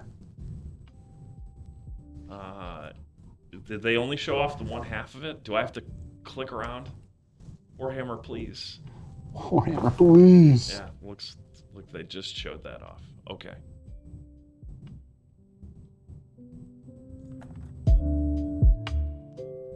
Oh, wait, join the Inquisition, blah, blah, blah. Thank you. Okay, cool. Here's the other one. Hold on, let me finish doing this text. Painting on a painting stream? We don't do that here. Also, that's not text. Those are just dots and lines. Thanks, Dick. I think it looks nice. Oh! What? What are these guys? The Inquisition for Kill Team. It's the other half of the new box, I think. Hold on. Like, these two things that we just saw are meant to be played with together? Yeah, well, you've got the Beastmen versus these. No. These humans and the other humans we just saw. These are the same team? Common through lines here? They look exactly the same, Scott. Obviously, they're all humans, but like these guys give me religious zealotry vibes. They're painted in blacks and reds and have candles, and now we're all of a sudden in the jungle. No, these guys are also religious zealots. You can tell because they have Inquisition eyes on them. Boom, got them. Okay. There you go. Yeah, I feel like aesthetically, these four dudes are very, very different. There's also... Yeah, I like this one. My God. I'm walking around with my big stick. The Beastmen go versus squats, citizens and soldiers to go on message with. Oh, okay. Well, great. Eons of Battle is the man to go to for kill team wisdom. Hobo with a shotgun. I love Hobo with a shotgun. I love the Inquisition. I love religious zealotry as a design, like, I don't know what you want to call it, motif. Mycelium Fans gets it. That guy is definitely the fire starter. From Prodigy. Yeah, the Prodigy music video.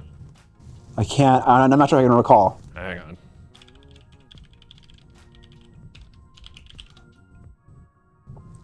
Oh, Jesus Christ. Bing, you are so terrible. Bing.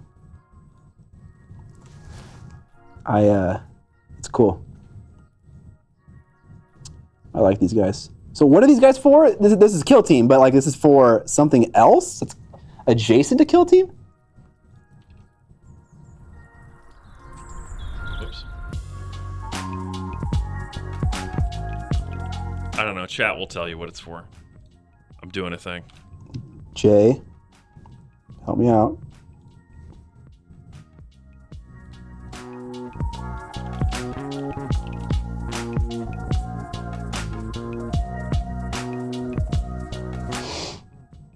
It's a narrative-focused Kill Team box. It's a whole campaign in a box, basically. Also, Inquisitor 28mm. Players love it. Okay, that's kind of fucking cool. I like that idea. It's kind of like leveraging the D&D in a box experience, but for Warhammer stuff. I like that.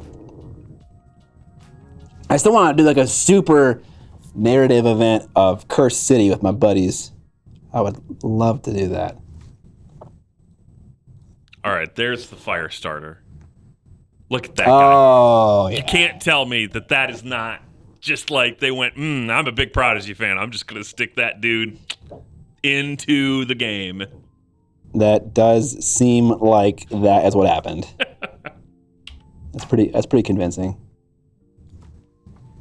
All right, what's next? Please. Oh, there's a couple more guys. Yes, dude. Look at that giant chainsword. That is a very big chainsword. Yeah, I love big chainsaws. It would be big on a Space Marine model. I love it. I love it on a human, though. It's so fucking big. Yeah.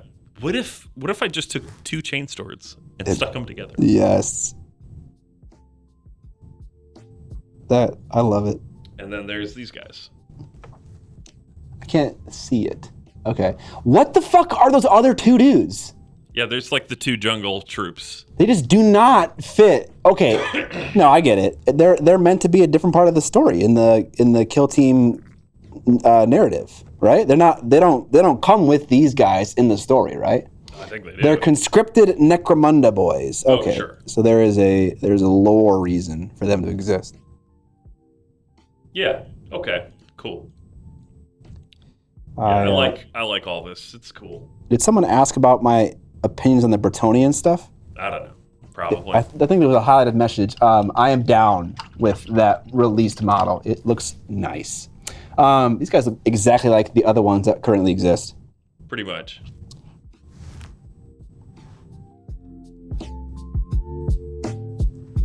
What else do we got? Oh my God, there is so much. This all got revealed at Warhammer World? No, it didn't. Not all of it. Dude, okay. What's the first thing you think of when you see those guys in the top left? Nazgul? Yes. Those are ring wraiths, dude. Yeah. You guys are cool. They're definitely cool. What's going on with the guy on the bottom left? Is his head like detached from his body and he's like holding it or it's hovering in front of him? This is all the same box? Holy shit. This is like what is this I think he's just wearing a thing on his front that has a head on it. Okay. And his head's also there. But like, yeah, I don't know what's going on with that. What else we got here? We got these dudes, the regular troops from this box. These are cool. What does this box cost? No, that's his head and it's floating. Okay. Okay. I'm down. These kill team boxes are normally like what, $200 or something? Not with all this shit in it, dude. No way. You get 2 warbands and a bunch of terrain. And this is probably like $250. This is like warbands, fucking extra dudes. You don't get all the Inquisition. Okay. No terrain. Okay. My God, dude. I'm not super into like monstery stuff, so I don't like these guys a lot, but they're still pretty cool. I mean, these guys are fully like mid Cronenberg transformation. Oh, which 100%. 100%. On board with. I really like the guy in the top left here with the one big arm. Who's like halfway through mutating into a horrible, gigantic creature, and then he's got like his pathetic human body with like a stilt to try and keep up with the arm. Yeah. Big fan of that kind of shit. That is cool, yeah. Ready 3TI. Thank you for the sub. Appreciate it. Mycelium Veins is a league player. Get him. Shit, they found me. There you go. Big reveals. Didn't get the rules for Old World though. So you failed me, GW. I've heard from, I don't know who I heard it from, but I kind of heard that the Old World game is going to be very similar to Warhammer Fantasy. Which, if that's the case, this is going to be, I don't know. People will like it. But I don't know if it's going to be great. This is what Chaos Spawns need to look like. Kinda, yeah. GW was already failing by using old mod. How's that a failure, dude? Making a whole new miniature war game that features full-size armies is very fucking hard. They would have to invest like literal millions of dollars into the game to just remake all of the minis. Like, and that would just take forever. Also, people want to use their old models. Nah. They don't want to buy all the stuff. Only new stuff. That Inquisitor Warband is fuel for me to convert everything. Might be a dumb question, but how much do people thin their paints for minis? I never figured out how much, and sorry if this is the wrong place to ask. You're okay to ask. It depends on what you're doing, but I'm assuming this is kind of a beginnery question, so the answer is like base coating or layering. It's hard to define it, but the properties you're looking for are you want the paint to flow off your brush nicely without resistance. And let me show you what that looks like. So I just put some fresh paint down on my palette. Some paints don't need to be thinned. Most paints do. But like Reaper paints, for instance, are very runny. And so out of the bottle, this paint flows like this. You know? Not too bad. But the stroke didn't last very long, and now I don't really have much more paint to play with. But if I add a little bit of water to this, I'm able to get more paint because it wicks into my brush. And now I can do a super long line because it just flows better out of my brush. That was a terrible example. I'm not gonna lie, that was not good. Maybe metallic paint was the wrong thing to do. But you want the paint to flow nicely with little resistance. If you're finding that you're continually going back and forth to get more paint, and it's like getting like textury and it's building up, then you haven't thinned it enough. There's more stuff we still have to look at. Oh, Jesus fucking Christ. There's Warhammer Underworlds. I forgot about that. Someone asked a question about rounds versus squares. Yeah, I have that one plugged in. Are you done showing off thinning paint? Yeah. Huddleston wanted to know, what is your opinion on round versus square versus hex bases? I used to be in on round, but I think I'm turning into a square base guy. I think circles look the best, but I am fine with squares for gameplay purposes. But if I was ever painting a model for a competition, I would always put it on a circular plinth or a circular base. Unless there is some specific thing that called for it to be square. Like for instance, on my witch diorama, I wanted to use the maximum area of that base for a backdrop. And the backdrop was the front of a building. And buildings are often rectangular. And so I used a square plinth for that. Hexagon bases are the best. I've never played a game with hex bases. Have I seen the movie Three Kings? I have not. It's pretty good. De Kratzberg says that this is the World of Warcraft vanilla re-release strat. They can just resell people the minis that they don't have to develop. It kind of feels like that. The Warcraft Classic thing. Seems like some people are upset about this. Did you guys expect them to drop Warhammer Old World with like 8 factions of all new models?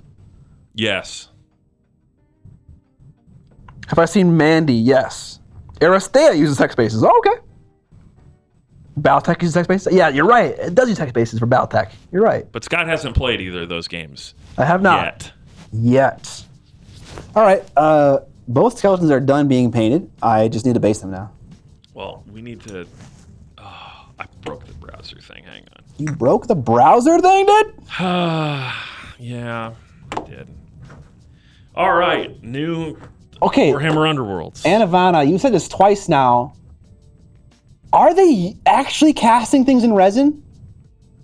Can we get a confirmation from someone else in chat about that? Because they tried that and it was fucking bad. Yes.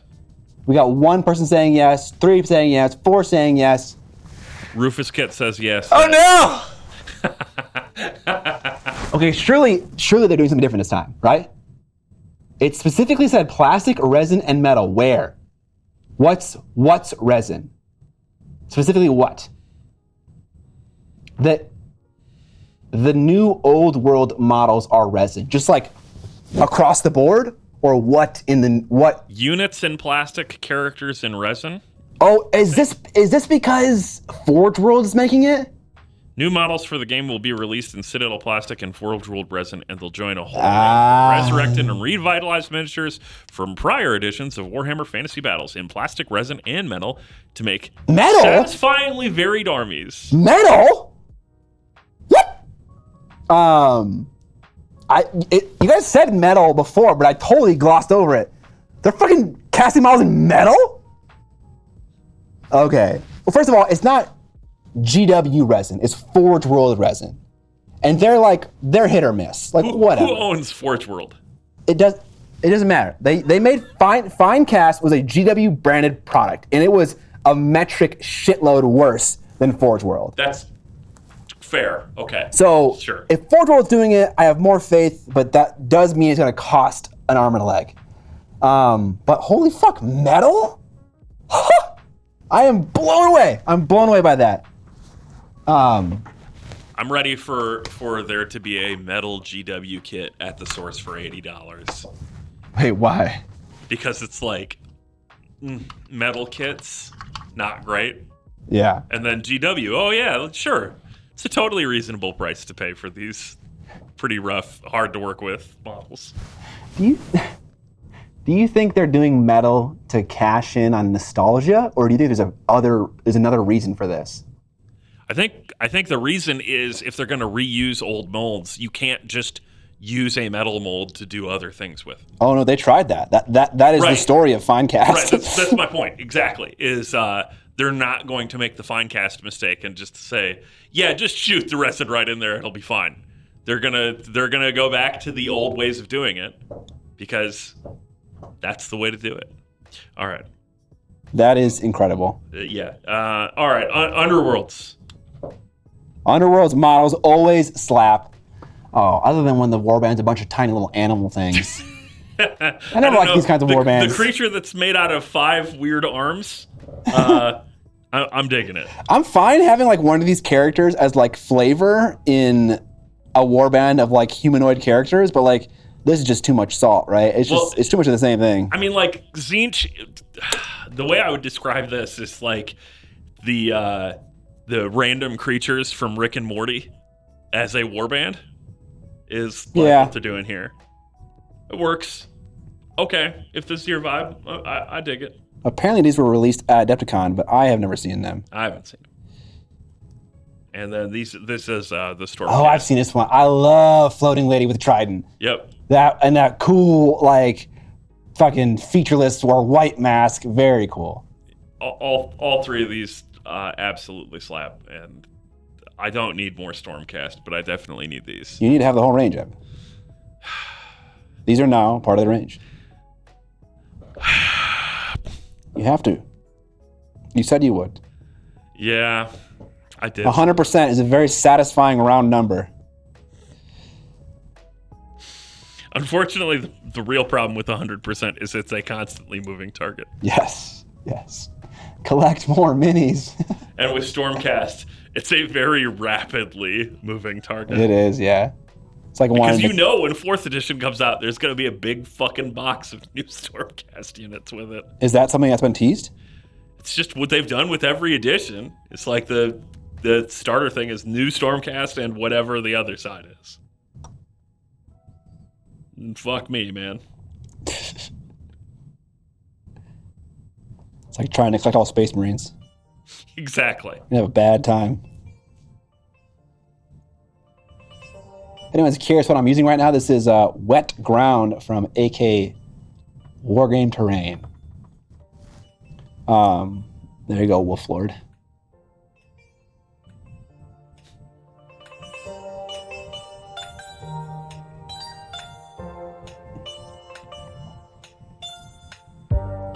There are other new ones. What the fuck? Why? When I go to, what did I type in? Warhammer Underworlds community, and I click the link. That's the top one.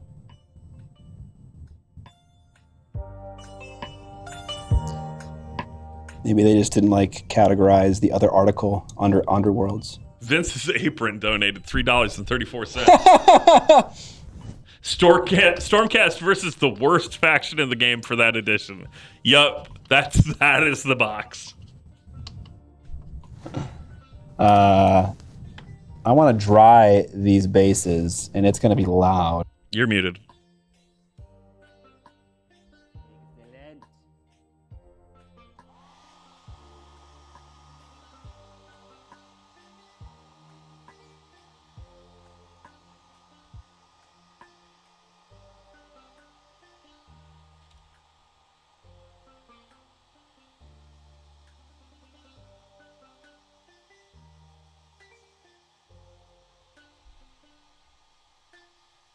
Okay.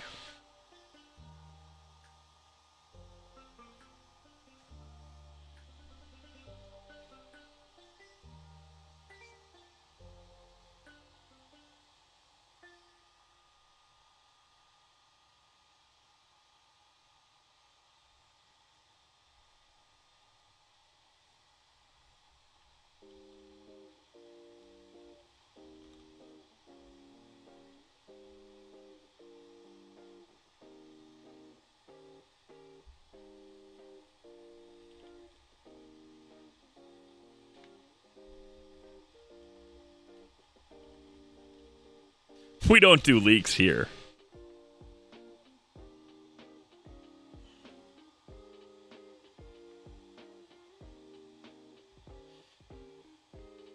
Vince, your apron really makes the rounds and is all over the place.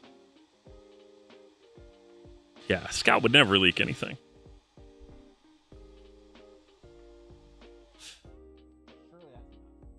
I hope so. All right, so we do not do leaks. Here are the new Underworlds warbands that aren't on the Underworlds community page. Thank you, GW, for doing your job very well. We've got Night Haunt. Oh, I love that model. Holy fuck. I don't like that one as much. I mean, I like this one because it's like the rules lawyer thing. Yeah. It says right here, you die. Yeah, no, that is fine. Can we go back to the other guy, please? Someone called that goblin menacing earlier. This is menacing. This guy is angry.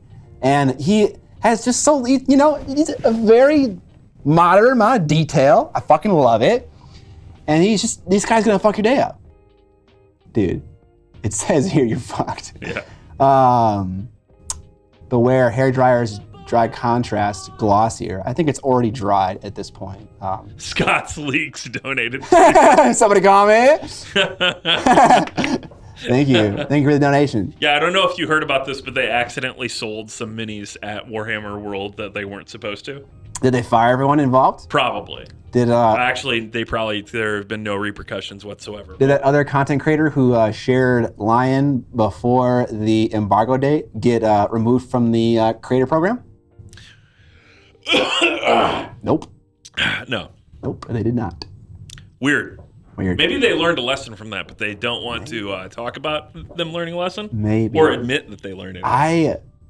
I would love them to invite me back just so I can just say, fuck you. Like, just so hard. Anyways, moving on. This model fucking is awesome. I love it. Very good. I like this one a lot, personally. Yeah, this one's definitely got the memes, for sure. It's the opposite. You have very serious model. Yeah. Rib and skulls. And then you have... Yeah, like if you guys have seen Barry, like this guy is the NoHo Hank here. He's the comedic relief. Yes. And then you've got this dude. What is he toting around? I don't know. A big ass fucking rock he's gonna kill you with. It looks like a podium. Like, is it made out of wood? Anvil. Everyone, just keep saying anvil in chat, please. Anvil? It's the executioner's block. That I love it. There's a fucking candle on it, as if that candle would stay on there for longer than 3 fucking seconds. I was about to say I have a huge problem with the candle on whatever it is he's toting around because it's pointed up in the weird orientation that it is currently. Yeah. Why? A large decorative stamp. He's carrying his own plinth. I like that too. It's a jackal. Wait, what? It's a jackal? What's a jackal? It's a reference. The animal, or? It's a jackal. It's a jackal. It's a jackal, isn't it? Is it a jackal? And then you have the sharpening. Sword. Okay, yeah, dude, give me that sword guy. I want that guy. Oh my God, he's so cool. That is the coolest model. Is that it? They didn't reveal the other one? We finish? Oh no, the ghost monster physics make no sense! Listen, man, they're candles. They're real candles. I love that guy, that sword guy. I love the Executioner as well. I gave away the one that I painted, but the Executioner is a super cool model. This is a lone box, not part of the set. Okay, so it is just this booster pack. So good news, you can buy these guys for probably like $60 for the 5 of them or whatever it is. Why does it cost that much? Warhammer's warbands are ridiculously expensive. No, Underworld's warband isn't $60? I think they are now. No way, I thought they were like 45 or like I think they 40. used to be like 45. I think they're like $60 now? Let me look before I really put GW on roast for their prices. Songer says $39.99. I don't believe that for a second. It is here in Canada. Price hikes, baby. They're gonna charge me $60. They better come up with some skin. Warcry is 60. That makes sense because Warcry tends to be more model count. Not that I'm like okay with it, paying $60 for 10 fucking dudes, but average in the UK is 26 pounds. Okay. They're $42. Excuse me. Yeah. Plus tax, obviously. Okay, so you're wrong. I am. Chat, it takes a lot for Evan to say he's wrong, so pat him on the back of the chat. Good job. All right, I need some mossy goodness on these skelly boys. I've paid more for less dudes. Well, so have I, but the dudes are like 80 times the size. It's called a display model. And speaking of display models, we're giving away a Neko Galaxy display model when we hit 50 subscribers. This is true. We're giving away Alice Cross. She's a wonderful bust in 1 to 10 scale. I think it's eaten a few of these subs while we were looking at that screen too, so I'm going to go back and count and make sure we're accurate for where we are. Excited for this moss to not work. I don't know. This stuff is so hit or miss. Like, it sometimes does an awesome mossy thing and other times doesn't. And I know people are like, you gotta heat it up. You gotta heat up the surface. You gotta fucking chant to the fucking moon. Oh no, it's working, it's working. Look, it's working. Is the moss good? It is good when it works. You gotta fucking do something. I don't know what to get it to work. People have theorized that it's related to heat, but we did side-by-side tests on a previous stream and it seemingly did nothing to heat it up. It's hard to know. It's hard to know. Because that stuff isn't actually a paint, it's not as consistent use-wise. Yeah, it is when it works though. It's awesome. It's just one of those things that sometimes you just have to wet it and redo it because it didn't do what you wanted it to do. That's the other thing, is that it is water activatable. Yeah, this is not something that you can varnish over or anything like that. Because like you can? No, it's a salt. It's a pigmented salt. It's great stuff, but it can take a couple of whacks at it to get it to be the way you want it. Ugh. Yeah, it's seeming like it's not really working on the rest of the base. Whatever, I don't care. I'm gonna put the tufts on it anyways. Had the same issue with the Rust version. Yeah, it's hit or miss. When it works really well. I really like the effect. It's just hard to know how to make it work. Painting Monkey says, I have the best results with the moss when I make it slightly damp again. Okay, we'll try that. With water? Painting Monkey? Is that what you use?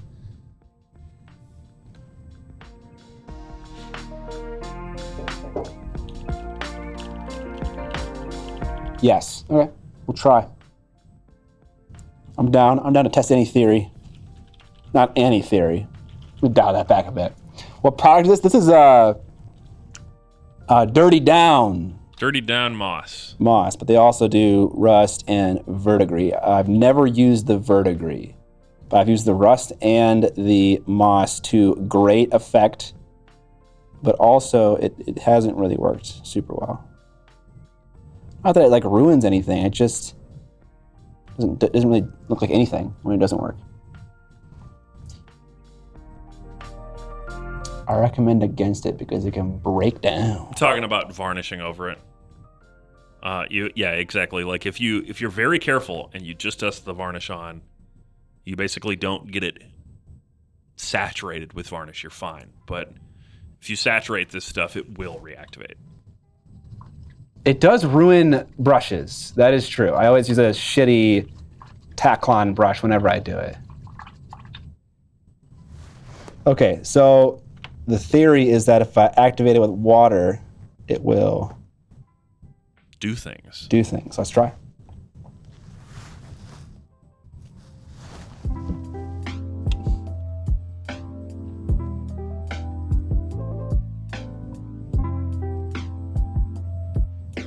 Just kind of like dabbing it. I don't want to flood it with water. I just want to kind of dab it around a bit.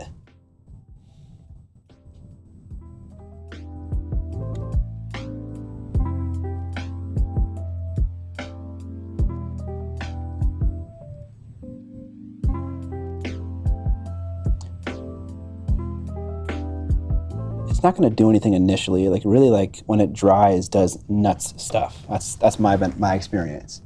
So if you're applying it and you're like nothing's happening, like just let it dry, and then it's like whoa, super limey green when it works.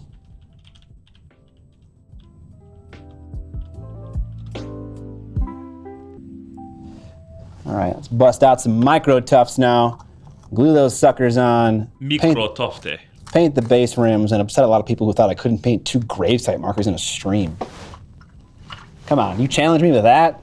I mean, you didn't finish the other gravesite marker in one stream, so. What was I doing? Was 50% of the stream me giving feedback to people about paint jobs? Maybe.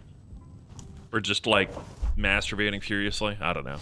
Probably wasn't that. But you know, maybe. The stream was a while back, so it's not quite clear in my mind. All right, we'll keep that on the table then. Maybe it was masturbation.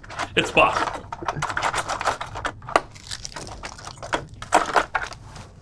You can go back through our VODs and find out for yourself. Someone probably brought up fantasy movies. Yeah, that... Too real. That definitely ruins my productivity for fucking sure, bud. I've heard Twitch are notoriously relaxed by that sort of thing. Yeah. We can split that, yeah. Hot tub stream?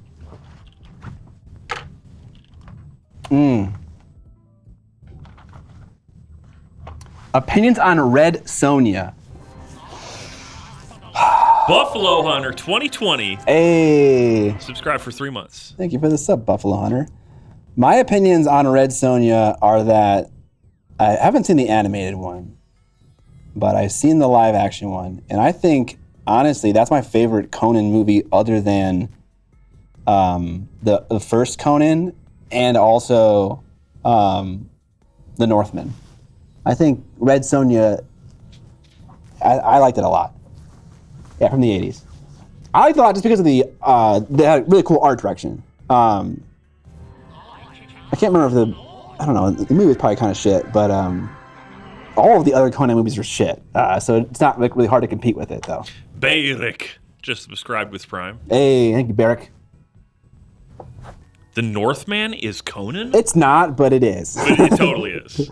The story is, kid's dad gets killed by a rival barbarian Viking leader, and then his entire life is devoted to vengeance. That's all he cares about. I don't remember what the uncle's name is that kills his dad, but it's like, I will kill you, uncle. I will avenge you, father. I will save you, mother. Yeah. Literally chants that as he's like paddling his boat away. Chubbs, thanks for the sub. Fucking Northman is Shakespearean Conan. Yeah. If you want like a high quality film experience, Northman is great. Also, I saw Sisu. That movie slays. I've never heard of Sisu. Also, Water Trick worked, kinda. Look, chat. Yeah, cool. Monkey Painter. Thank you. Also, my friend's mom is in the Northman. That's cool. What? Really? Yeah. That's kind of cool. Scott doesn't remember. Someone's gonna remember. Chat's gonna know the deep lore. It's a fucking reference to something. It's not a reference, other than to my life and people. Oh, it's just like a video. A video. Deathstalker is fucking hilarious. I love the props in the first Deathstalker. And then for some reason they just kind of turned it into a campy, dumb movie. Which is fine. I love campy, dumb movies. But the first one was like actually serious. I've only seen 1 and 2. I haven't seen 3 and 4. Because I don't really want to watch. I've gotten into Blu-rays a lot lately.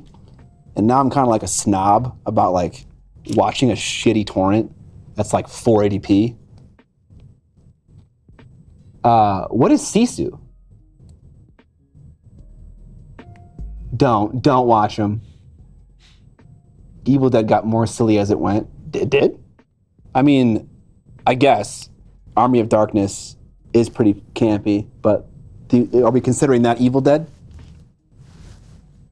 I mean, yes. Nazi killing movie. Sisu is by the John Wick people. I mean, Nazi killing movies are always a fun fucking time. Have you guys seen the movie Overlord? That movie fucking rocks. If you want a good time, watch Overlord. Scott, how are you feeling about your Sigmar army since the Blood Knights got neutered in the new book? They did not get neutered, dude. They did. No, they did not. You gonna lean into Nephi and the other options more? I don't think they got neutered. There's a very subtle thing that I didn't notice until Nick, one of my patrons, helped me notice it. They gain their Castelli buff after killing one model. They don't need to kill an entire unit. That's fucking cool. They now have -2 rend. That's cool all the time. They now heal the number of wounds they deal, which is kind of a bait because they only have 3 wounds or 4 wounds max if they're Castelli and they get that buff. So it's like what like a D3 already is 3 wounds, right? And they can only heal back 2. Once they take the 3rd wound, then they're dead. Yeah. So it's a bit of a bait, but that's nice. Brendan Isaiah Bangston, thank you for the sub. You get a big buff by killing 1 monster. So I mean, it's the other things too. I don't know. It's like if you get like a unit, like Nurgle unit champions have 5 wounds, and so they would give you the other buff without needing to kill the whole unit. Neferata being so much better is just fucked in the way Kragnos fucked for destruction armies. Also, okay, I think Legion of Blood is probably on paper the sexiest Legion at the moment, like rules wise. I have a small hot take here, which is I think named characters in AOS should all just be ridiculously good. I mean, they kind of are. Sometimes. Not all of them. I have a lot of named characters in my force, and they all suck. So, except Garda Steel Soul is supposedly good, but you have to play his like sub-faction for that to be true. Their regular unit killing buff is shit now. I mean, it went from 2 inch to 1 inch, so it's not like that shit. It's got a little nerf. Well, yeah, but also losing Riders of Ruin in its previous form is pretty big. Yeah, but there's something else they gained though. Yeah, it's not as good. What is it though? Remind me, I forgot. I don't know. It's not as good. Haasman 442 gifted a sub. Honestly, thank you, Haasman. I've been baited by Riders of Ruin more times than it's done anything good for me. For several reasons. 1, reactions. You could move if I used Riders of Ruin. And so like, I would Riders of Ruin out, stay 3 inches away to do the damage on a 2-up. D3 mortal wounds, what the fuck ever. And then my opponent would reposition, and sometimes it'd be like a charge that I could actually fail. That was bad. And then 2, ranged units, or units that have ranged profiles, can overwatch you.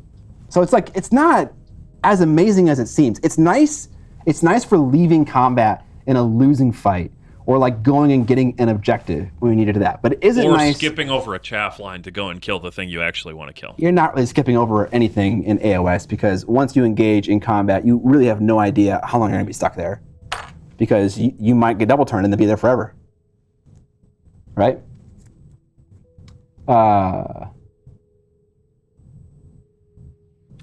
Okay, I read Neferata and I wasn't struck by the fact that she is amazing now. I'm sad that they neutered the shit out of the Coven Throne. The Coven Throne is a waste now. The thing that made it amazing was tactical oversight or insight. +1 armor save, +1 hit, +1 wound. What? On a command? Don't gotta roll anything to gain that? It was amazing, and now it just does nothing. They do still have the ability to pass across units. They just can't leave combat to do it anymore. So Riders of Ruin still exists. It's just once you're locked into combat, you're locked into combat, basically. Yeah. They killed Rousing Commander, which is sad. Yeah. But they have access to Castelli have access to the monstrous rampage that's just +1 damage to all weapon profiles, which is amazing on a zombie dragon. You want to hit on 2? You want to hit on 2s and wound on 2s? Go Castelli. But the heroic reactions for Legion of Blood are amazing. I don't know. I haven't played a game yet. I'm playing a game on Thursday of the new vampires. The last game I played, which was like, I don't know, a week ago, 2 weeks ago, was still the old shit. Yeah, dude. Yeah, it's gonna be on stream. But you're right. Elric Deutsch, the vampire lord on Zombie Dragon, I believe, is just better now, which is kind of crazy because he was already pretty good.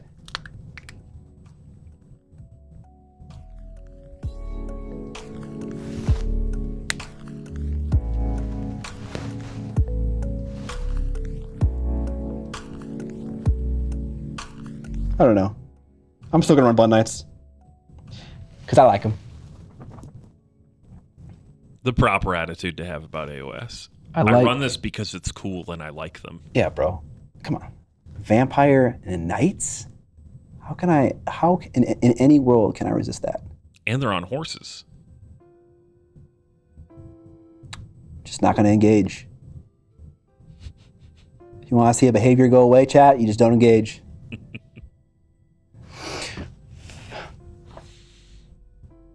Chat's gonna engage. That's what I think.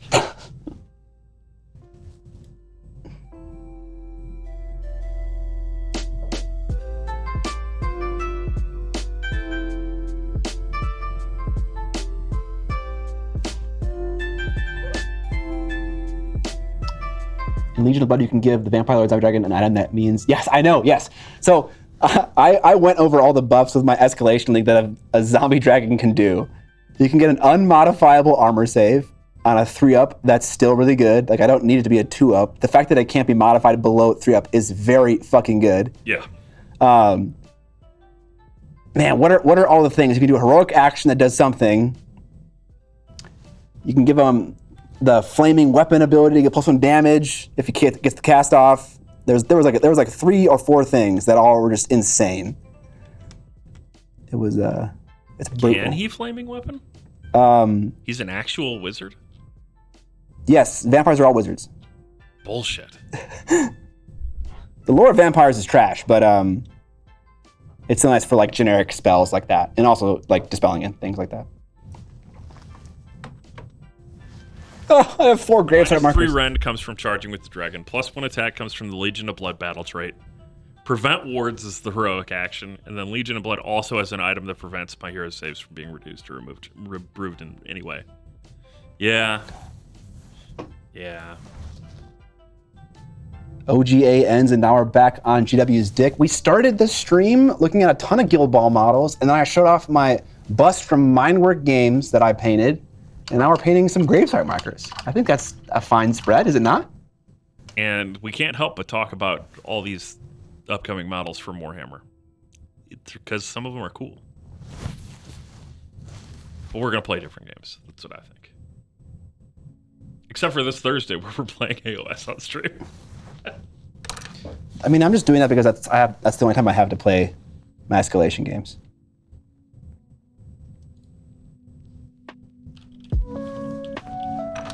Also, I like GW stuff. I like their models.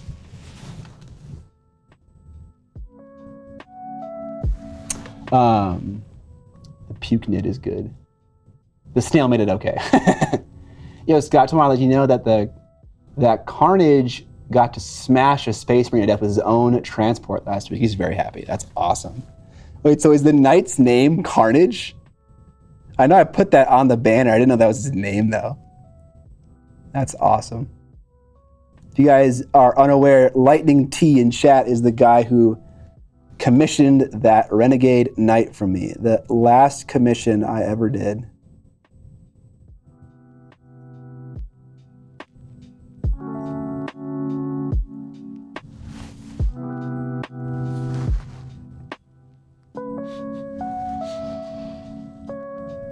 Being obsessed with not being on GW's dick is kind of paying as much to them as being on their dick. If you think about it, love it or hate it, is still an obsession. I suppose. I don't know. I don't even need to talk about it. It's like I like the models, and that's it. I mean, one of those things makes GW money, and one of them doesn't. If you don't talk about it, I suppose. All right, 2 gravesite markers. Pay out that bet. We live in a society. Don't engage. I'm gonna feel so good on Thursday when I have 4 gravesite markers.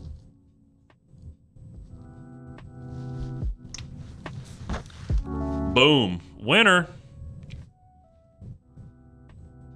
Yes, bitch, give me them points. Yeah.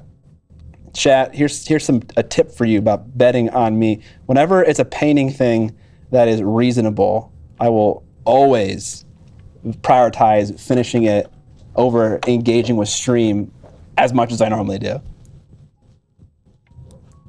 Also, like, me and John did a speed painting thing, and I finished a whole model in 30 minutes, right? What's the wet palette? It's Mindwork Games wet palette. It is harmless. It works just fine. Doesn't do anything special.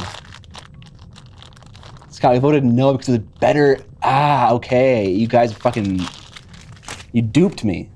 Sure. You care about me finishing, and so you voted against me to empower me, dude. Sure. Now I have 114,000 channel points. I need a baller redemption for these. Here's my problem.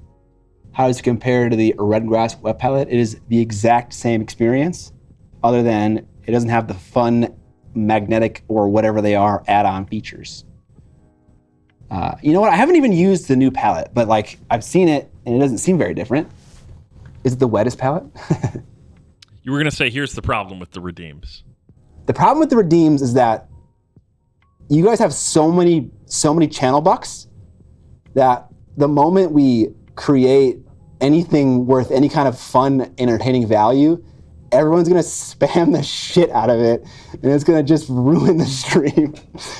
Like if we make like Switch armies in the middle of a game, like $100,000 channel point thing, there are so many of you with $100,000. We would switch channel points. We'd switch armies like 7 times in one stream. Make 5K, waste your points. The market will naturally reach equilibrium, is what I have to say, Scott. It'll be 1 or 2 streams of absolute abject chaos. Yeah, but Rufus Kitts, he made a good point. I didn't know there was cooldowns. That makes sense. There should be cooldowns. Okay, we finished the gravesite markers. Now You're what not do we going to do? show them off? Oh, sure. Yeah, I can do that. My bad. I like how this is intentional, only because I painted them at different times. But I like how the wood is. What the fuck? Did I just bump this right now? Yeah, you did. You whacked your head into it. I didn't even feel it. I like how the wood is different colored. No, it's not me. This is someone in the roof right now. I didn't touch it again, did I? Maybe. Whatever. You might be right. There might be someone up above. I kind of heard someone walking around. But yeah, I like how the paper's different. It's got a varnish on. I don't varnish in my models. Yeah, same. 1 million points plays the 7-year bit. I mean, that'd be funny. That should be a thing for sure. I think 1 million might be a little too high. Anytime there's a double turn, people would smash the switch army button. Oh my god. That'd be so sad, dude. See? Didn't touch anything. I've never had trouble before. Yeah, there's definitely someone walking around on the roof. Just make the points redeemable for shots.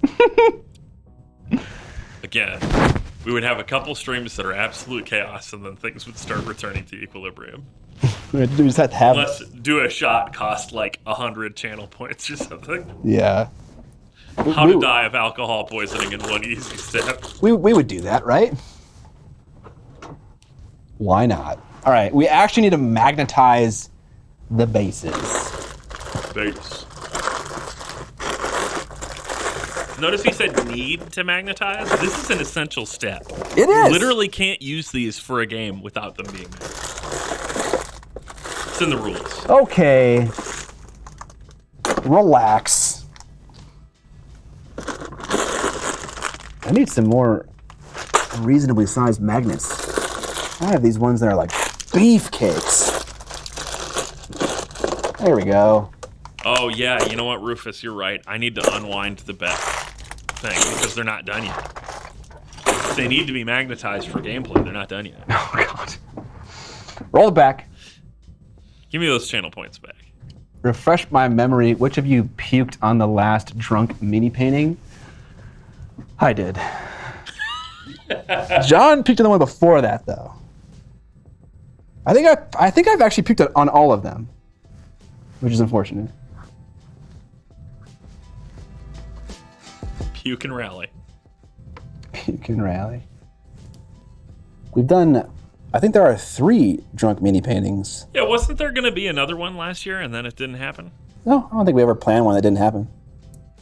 I seem to remember there being a sponsor interested in doing one. I only picked in the first one. Fuck my ties. Maybe there was a sponsor interested in doing a sponsor. I can't remember though. I need accelerator. Doesn't seem like it's out.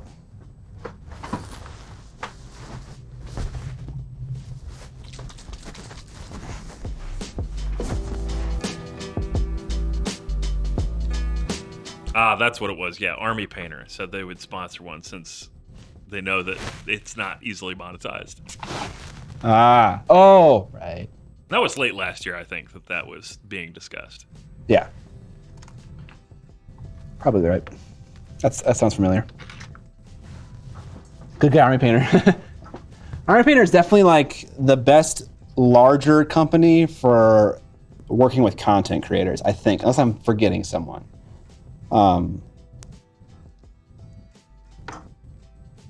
They seem to be very community-oriented in many ways. In many positive ways.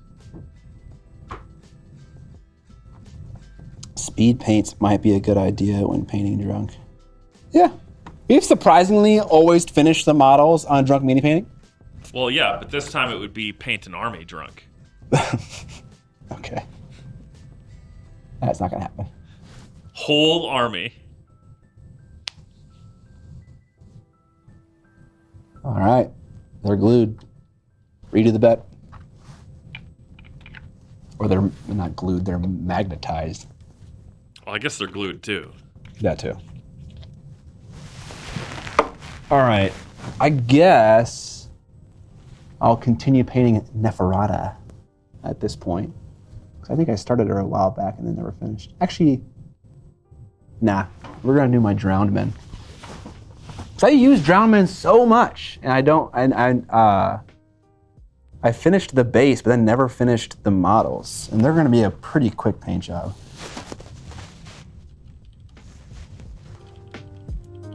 And I'm getting tired of them just sitting on my desk.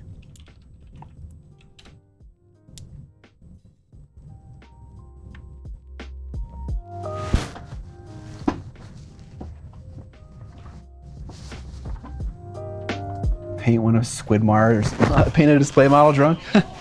Pew Pirate, thanks for the Prime sub. Hey guys, if you're enjoying this sub right now, you can, one of the best ways to support the channel is by subscribing to us. And a potentially free way for you to do that is by using Twitch Prime, which you can get by attaching your Amazon Prime to Twitch. And you can sub to one free channel a month. You have to re-up it every single time. It doesn't happen automatically, but I'd appreciate your Prime subs. You can also support the stream by buying things on the merch store at miniac.co, and there's a little option at checkout where you can put in your username and also a message so that we can see a little message from you, like when you're subbing.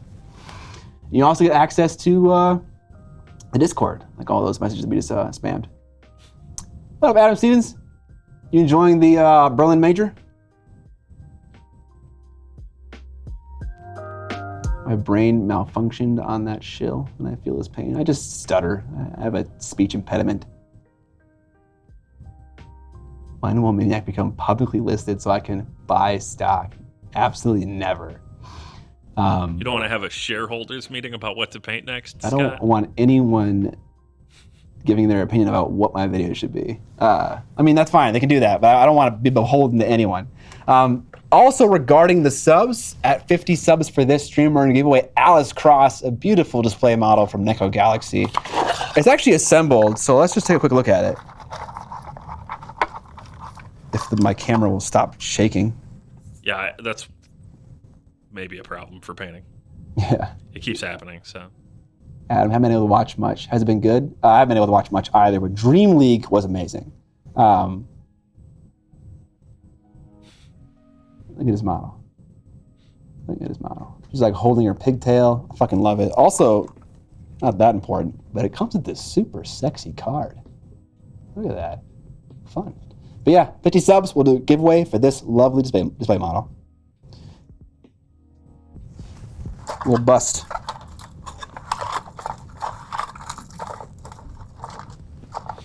Bust. Bust. Long time lurker. Oh, he's asking about Flesh and Blood. Oh my God. Yeah. I haven't been able to play much in the last couple of days, but In the last couple days. I have been enjoying it. I like have been playing on felt table a lot against like AI because I'm not very good at the game, and so it's still challenging to beat them. But I've really been enjoying Levia. I like Levia a lot. She's my favorite. Then. About what? What about Then? Then? Yeah, you said you're enjoying Levia, but what about Then? Leviathan. Yeah. I have to work with this person, guys. Fab Pro Tour was this past weekend. Oh, cool. Yeah, I'm not super plugged into the competitive scene, but the game is very enjoyable.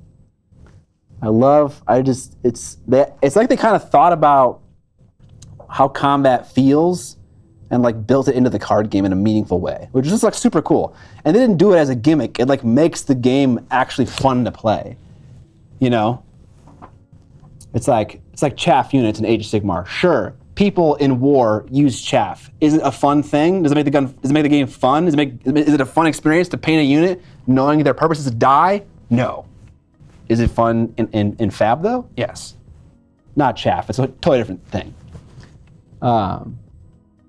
Simon and Monster Fight Club are both doing Cyberpunk. Oh, cool. That's true. I think it is limited, Mike Genie. I don't think it's gonna last forever. It's good and different than Magic the Gathering. Yeah, it is. Perhaps we should start doing card gaming streams. That's what I have to say. No. Monetize all the hobbies. I kind of want to do a Saturday or a Sunday stream that's called Solo Game Sunday or Solo Game Saturday, where I'll play like Space Station Zero or I'll play like Demon Ship, just to like try out like a thing like that on a weekend, and also it's just like more casual, you know. And like really the main reason is the alliteration. I like the name Solo Game Sunday. Ghost Boat. Ghost Boat. Guys, we can't call it Ghost Boat because there's going to be an actual Ghost Boat coming out. Like actually, new stream, Kill Your Fans. Scott plays patrons via TTS. That is actually a really fun twist on the name. I like it. Okay, I need to pin this bro. You know what? I think I'll just glue him. Fuck it. We're using cork here, and cork can tear, and then I'll just use an X-Acto to clean up the bottom of his foot. Hey, Scott, do you know why Adele crossed the road? To say hello from the other side. Nice. It's not funny, but it's nice. You laughed. That means it's funny.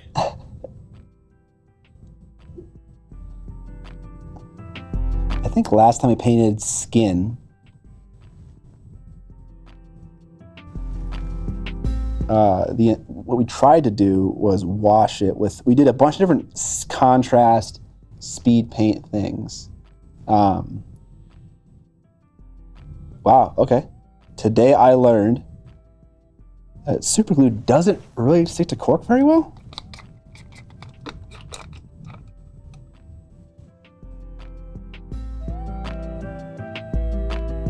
see if some accelerator will help that. Why don't criminals hang out in the front of pubs? They usually end up behind bars. Nice. I've been painting 2 years ago, but stopped after my third mini. Do you think the race of my minis does make a difference? Like, do you prefer painting undead versus greenskins or so? I'm not sure if I should start again. The only thing that matters is that you like the models you're painting. So if you like undead things more than orcs and stuff, then paint undead things. So I guess the answer is yes. I do think the race matters. It matters insofar as you should like what you're painting. I have never done a synthwave inspired scheme, Dougie. How do you fill gaps when you're putting together sub-assemblies? Oh my God, it's a fucking process, dude. I did it one time and I never want to do it again.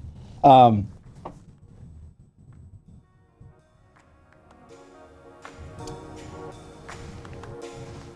comes the camera shake again. I know. Right, yeah, you can hear them coming closer. Yep. Go out there and yell at them. Get off the fucking roof! You're messing with our footage! I hope it doesn't last forever, because I need to finish painting Pizza Boy. And that'd be very annoying. That's what the tripod's for, I think. Scott, I have a question. You're right. Is your recent episode you mentioned bringing your piece to Monty, are you planning on going this year? Yeah, I am going. I'm going to hang out with Roman Lapat a couple of days beforehand, and then we're going to go to Monty. Apparently it's an 8-hour drive from where he is in Germany to Monty San Savino, which is in Italy. It's in Italy? Yeah. And the name of the town is Monty San Savino. It'd be a long time in a car. Yeah, that was wrong. It's in Italy. Shit. You sound like Seth Rogen, apparently, Evan. I sound like Seth Rogen? Apparently.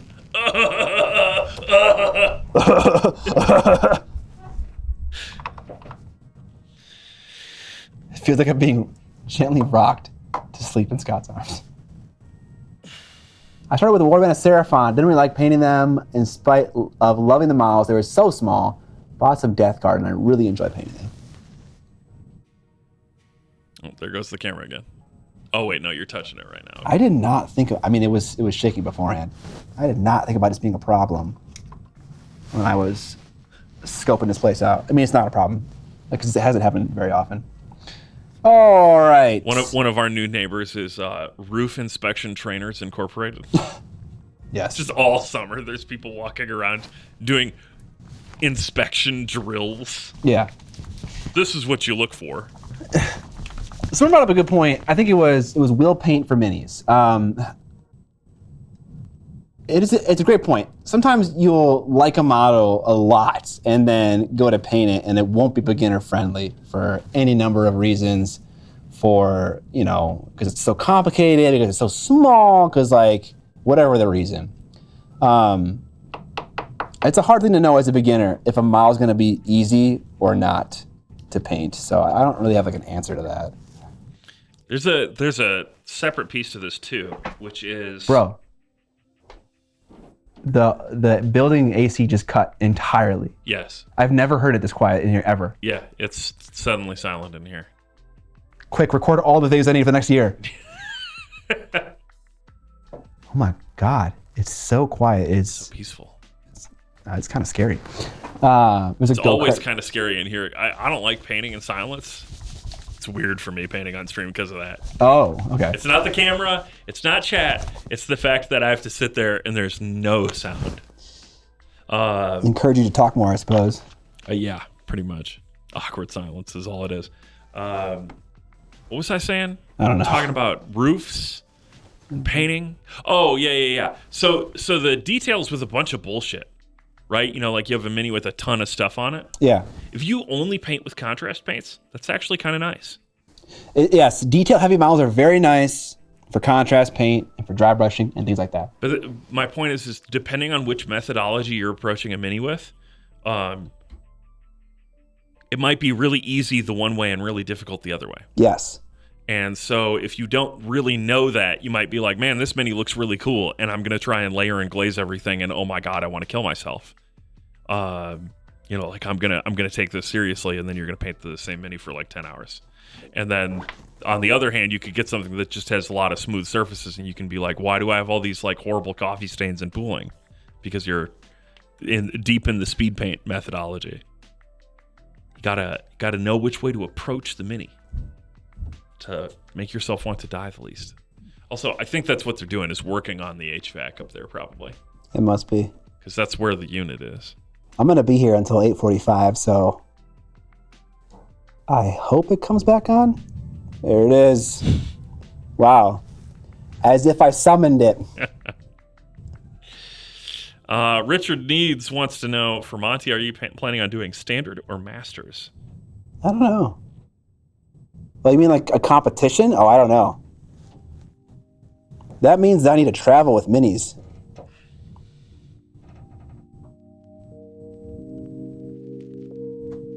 I don't know.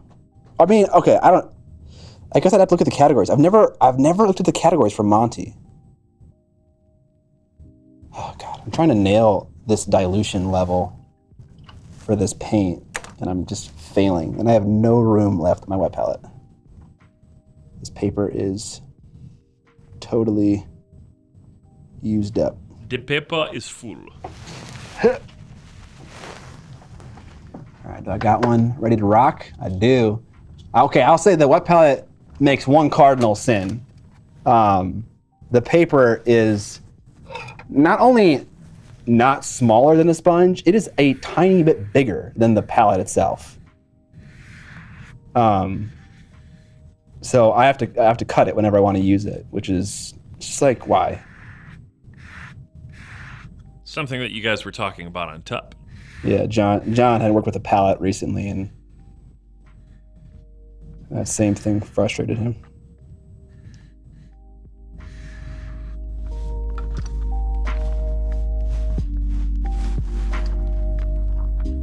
Journeyman.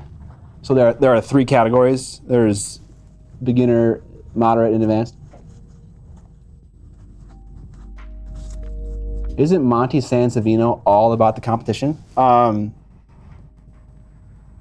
When you Just hear standard and mastered, says Richard Needs. I don't know. Okay. When you hear people talk about, like, if you watch a video, I think like Roman has a video where it's like he walks around interviewing people, asking what they like about Monty, and everyone just says it's just being there and doing the community. So that seems like a pretty big draw. But you mean like the event itself? Isn't it just the competition? There are also painting classes there. It is an entirely painting focused event though. There is nothing gaming related, but there is classes and there is a competition. I don't know if there's anything more than that though.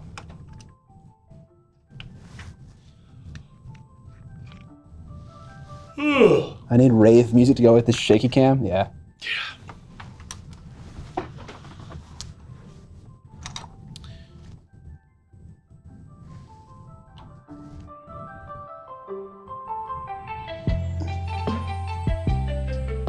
You need a very specific dilution of paint, such that it covers nicely, but doesn't totally obscure the undercoat, but is also not a wash.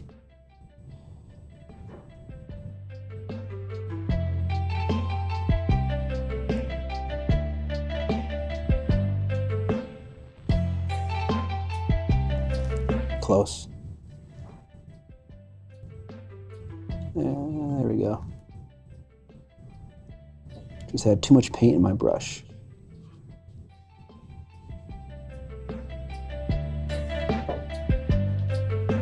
Yeah, Mike Genie, maybe the grinder needs to make an appearance at Monty San Savino. Oh my God. I love the grinder, dude. I still think the power move is to take your Golden Demon entry, or Golden Demon winner, better yet, and enter it in there. Because all art is ephemeral. But the grinder is forever.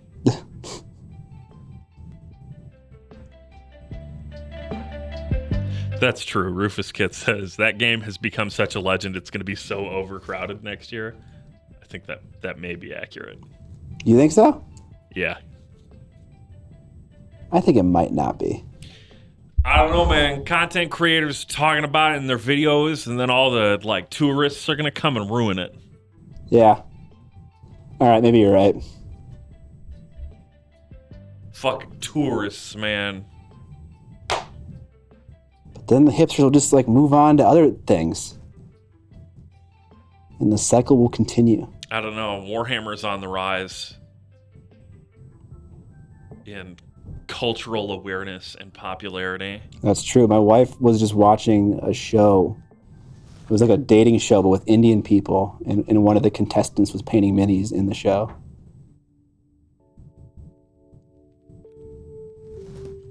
It's a bad sign, Scott. It's the sign of the end times. The end times, yeah. All right, run a bet for if I'm going to finish these guys or not. I need motivation. Think you can finish them in 10 minutes? I have nothing to struggle against. You know what I didn't need? Nuts? This is the fucking soup. I forgot. Are you bringing it home? No.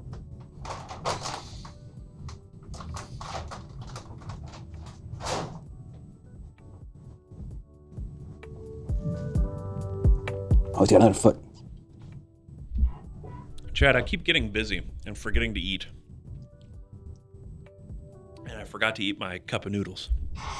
Again. Makes me very sad. Also, this mic stand is hella creaking.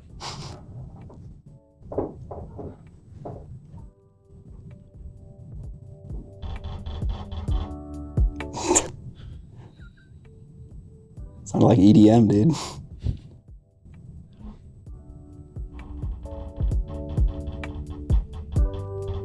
Yeah, that's time to grab the WD-40 or something. I am not a doctor, but I hear eating is important. Oh, well. You're not a doctor and you're giving me medical advice?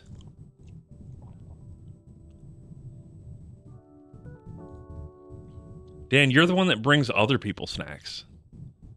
Why am I supposed to bring you snacks? Dan, when you leave liquid death in my fridge, is the intent for me to drink that, or is it for you the next time you come over? I think the intent is I forgot.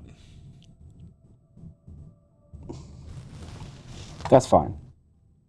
Let's see what he says. He's responding to my call out because the stream is apparently like 7 minutes delayed today.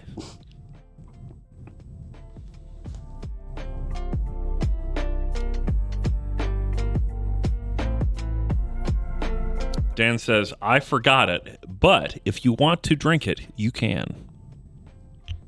Apparently I just broke this thing. All right, cool. Did you break his spear? Yeah. Sad times. I should have airbrushed something on these guys. I've only zenithly undercoated them up to this point. Maybe I should try to paint their cloaks or something? Do them entirely with the airbrush. No. Do their eyes with the airbrush. To their eyes. That reminds me of when Jazza wanted to do a collab. And it was so interesting to hear his ideas about miniature painting collabs because he had no preconceived notions about what was possible.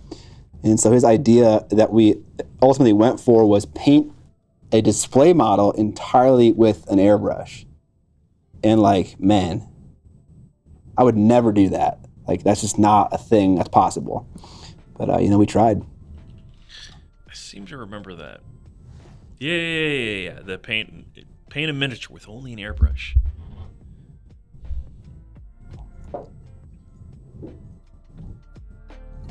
Yeah. I remember because like it was a competition. So it was like, see who can do it better. And I went... Only 2 years ago? Really? What? Oh, no. Okay, it was 3 years ago. Okay. I mean, it'll be 3 years ago in a month.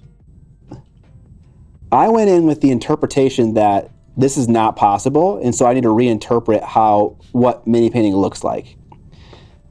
and I'm in like a ghostly wraith barbarian. Yeah. But Jazza actually tried to paint the model normally. And so all of his fans who aren't miniature painting people, because it was a competition, they were like, Jazza won, because he actually painted the model like a human. And then all my fans were like, Scott won, because the model just looks better. But it was interesting to see people's perspectives on mini painting who come from that background and don't come from that background.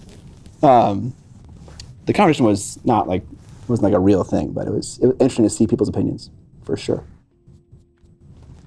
What is the texture at the bottom of his cloak? I think it's supposed to be like seal blubber or something like that. I'm just guessing though. Seal blubber? Whale blubber. Sorry, my bad. I mean, okay, whale blubber? Some kind of sea creature flesh. Barnacles? It could be barnacles. I think it's supposed to be barnacles. I don't think it works because it's cloth, and that's not how barnacles work, but... Barnacles get to work however they want to work, Evan. All right.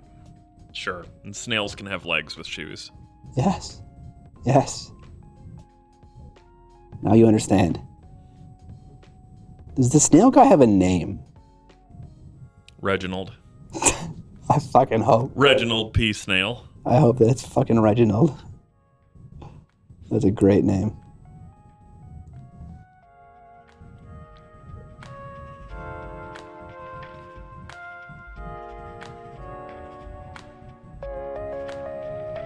No. Mr. Funkadizzle said Gary, but Gary is the name of that dramatic, angry sword executioner guy. Gary is also the name of SpongeBob's snail. No. That's a different snail.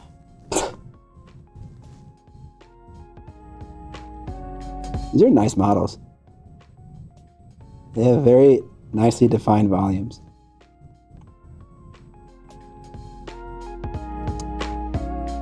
Oh yeah, Pirates of the Caribbean guys have barnacles on their leather jackets, and the squid-faced guy and his pirates. That's true, and Pirates of the Caribbean is definitely an authoritative source on how barnacles work. I heard they had marine biologists work on that video to make sure everything was accurate. That's true. They even had Davy Jones play himself.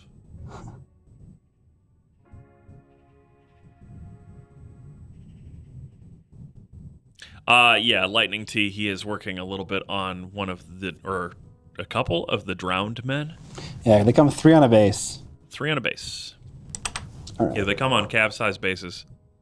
Oh, yeah, that's busted.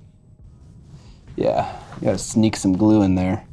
Oh, you're just going to glue it? You're not going to remove and pin? No, I want to glue it again later. It's all right if you remove and pin it. You will glue it again later, just somewhere where you didn't pin it before. Reginald, the Harbinger of Doom and the Bringer of... Reginald, the Harbinger of Doom, the Bringer of Doom and Destruction. He's got 2 Doom titles? Yeah. The guy that did SpongeBob was a marine bio major. It's awesome.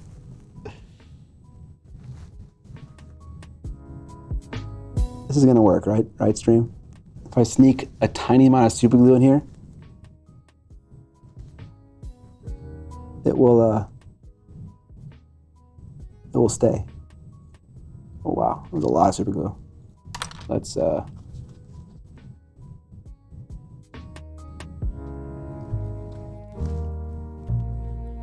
likely not.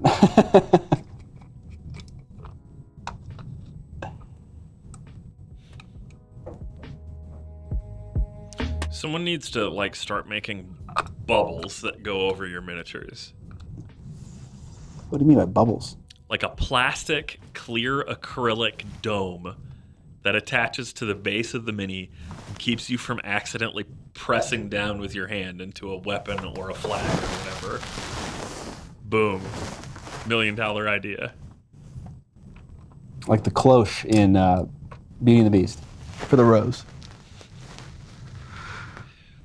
There are display cases for that. Yeah, that's not what I'm talking. I'm talking about for actual gameplay, like something that just goes up and ensorcels the mini.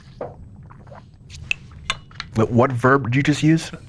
Ensorcel? Ensorcel? Because I was going to say encircle, but that's not actually correct because it's volumetric. And then I was like, fuck it, we'll just use magic verbs. We'll just use magic verbs. It sounds excessive. Oh no, this is a great idea. 100%. We should do this.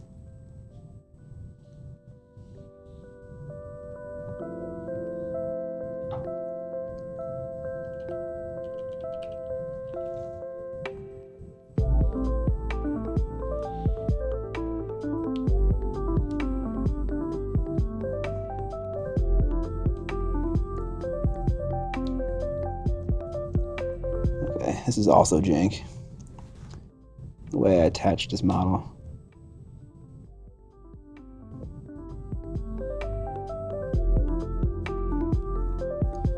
Jesus Christ. All right. You're done.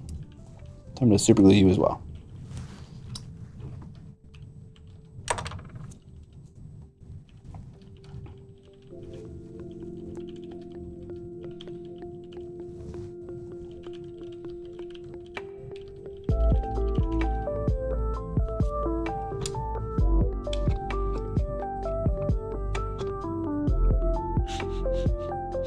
Richard Need says, watch Duncan come out with 2 thin protectors. Like a varnish?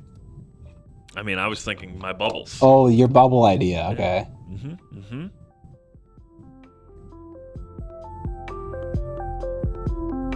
Encapsulate. That seems like a more reasonable verb than ensorcled. Ensorcelled?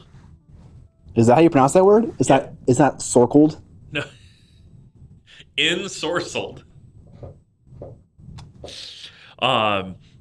Also, shout out to Rob, the Honest Wargamer. I caught his stream about Warhammer World. I watched most of it. He recorded a couple of videos during the stream to like split it up, and I'm sure they'll all be on his YouTube page shortly. But that was my fault. That time you did bump it. Yep. I'm glad I wasn't there based off of his reports about it. Yeah. Okay.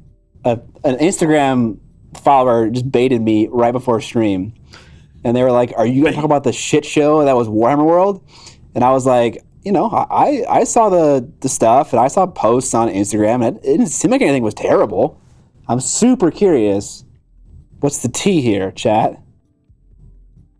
Maybe chat has a different take than Rob, and that's my main source for this. But it seemed like the event was a whole lot of to do anything. There's a 2.5 hour line, and the terrain on game tables was really subpar, and there was like one demo table for each game. So it's like, oh, I want to do a Warcry demo, and they had like one table of demos. Yeah, I heard the 10th edition demos were like nuts, where they had like 10 people at the table trying to do the demo for one game round or whatever. Jesus. Yes, it was Warhammer Fest, not Warhammer World. Sorry, yeah. My brain conflates them to being the same thing. The space looked gigantic. I saw the Golden Demon area, and I was like, holy cow, it's huge. And they had demos for 10th, nothing else. That is not what Rob said. They had one table for each other game. And that was it. So there was a Warcry demo, and they had one table. And Kill Team. And one table for Kill Team. Okay. I don't know. They must have just saw that like they sold 20,000 tickets and were like, "Yep, this works." No, I don't fucking know. I mean, I don't know. I'm always trying to think about like how could that ever happen? Yeah, they're a small company. They're one table is plenty. So it was a demo thing. That's the shit show. It was everything. He was talking about how people doing panels were having to go and wait in queue to get food. Like they weren't even being fed like by the company while they're doing panels and stuff. What panels did they have? I don't know, man. I just work here. Someone said they got to meet Duncan at Salute. That's cool.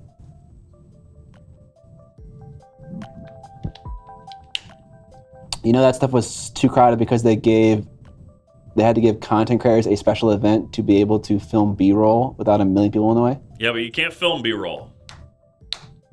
Wait. That's not... You might get in trouble for it.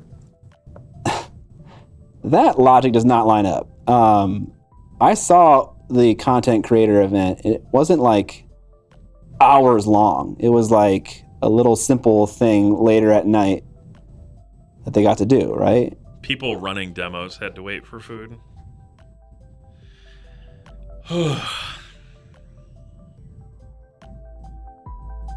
And also they like moved around. Like the content creators played like a video game, then they went to the Golden Demon cases, and then they did other things, and so that couldn't have been all of their fault. I'm not saying it's their fault, but like the fact that they needed to have their own special little event.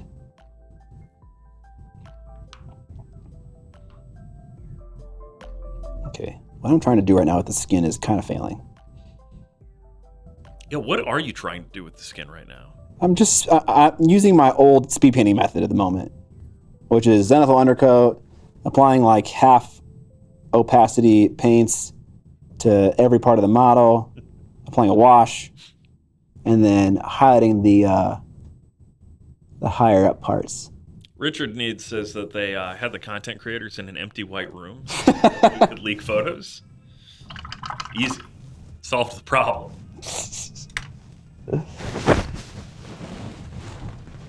Spiky Bitch is the only content creator that walk around with a camera. Give them a break, guys. This was their first Warhammer Fest. So all that stuff just makes me appreciate what Adepticon is way more.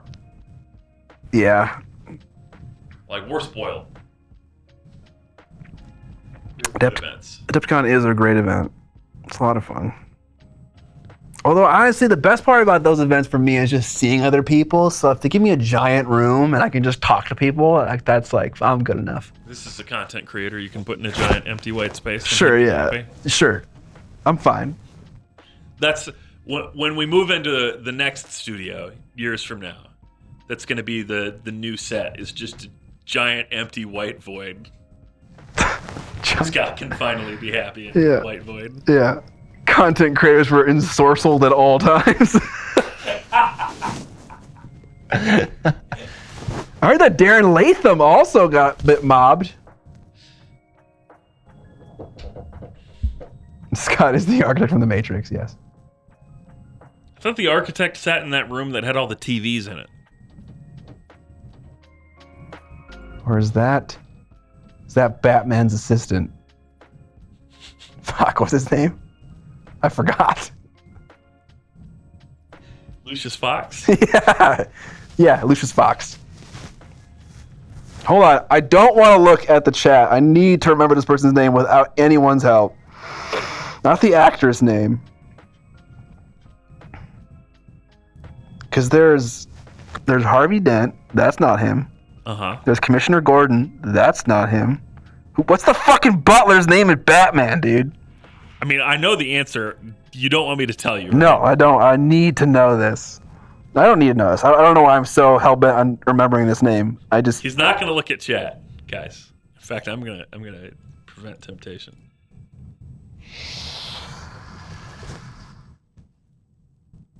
Oh, it's like Winston or something. It's not Winston, though, but it's something like Winston. Yeah, it's like Winston, sure. Watson? No, that's fucking Sherlock Holmes. Notoriously, it's Batman and Watson. I know it's not that. I'm just saying names. I'm working it out, okay? Once I figure it out, I'll lose my mind. This is good content right here.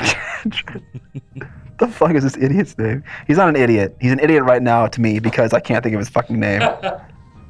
Imagine being concerned that you're going to insult a fictional character. I know. I'm sorry. The butler character whose name I can't remember is not an idiot. I'm sorry. I'm trying to think of like Batman saying his name in a scene right now. You know there's still a chat on the window, right, Evan? I know. There's nothing I can do about it. I mean, you can just close the monitor. Yeah, just close everything. It's okay. You don't have to do that. I'm not looking. You're sure it's not Winston? All right, I give up. What the fuck's his dumbass name? What's his name? I can't remember. Alfred, son of a bitch. Yeah, what a butler name. Goddamn. Could not remember that. Evan loved that. Yeah, I really did. That's fucking incredible.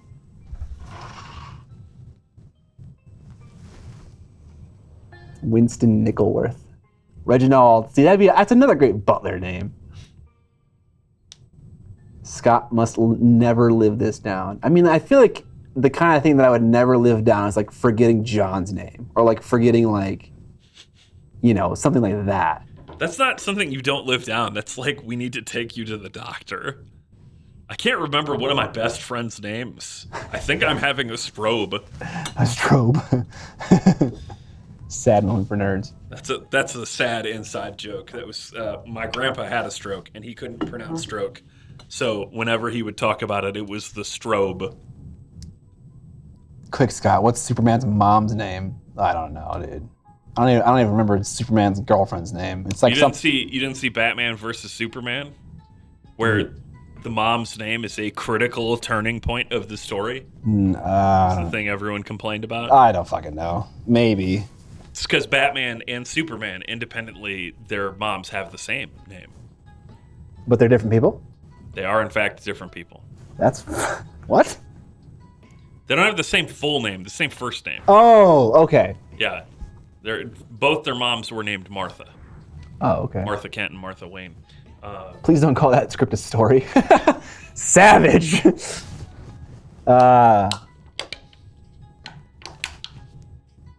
Okay, I know I have scale 75 deep blue somewhere on my desk, but apparently... Oh, there it is. Nice.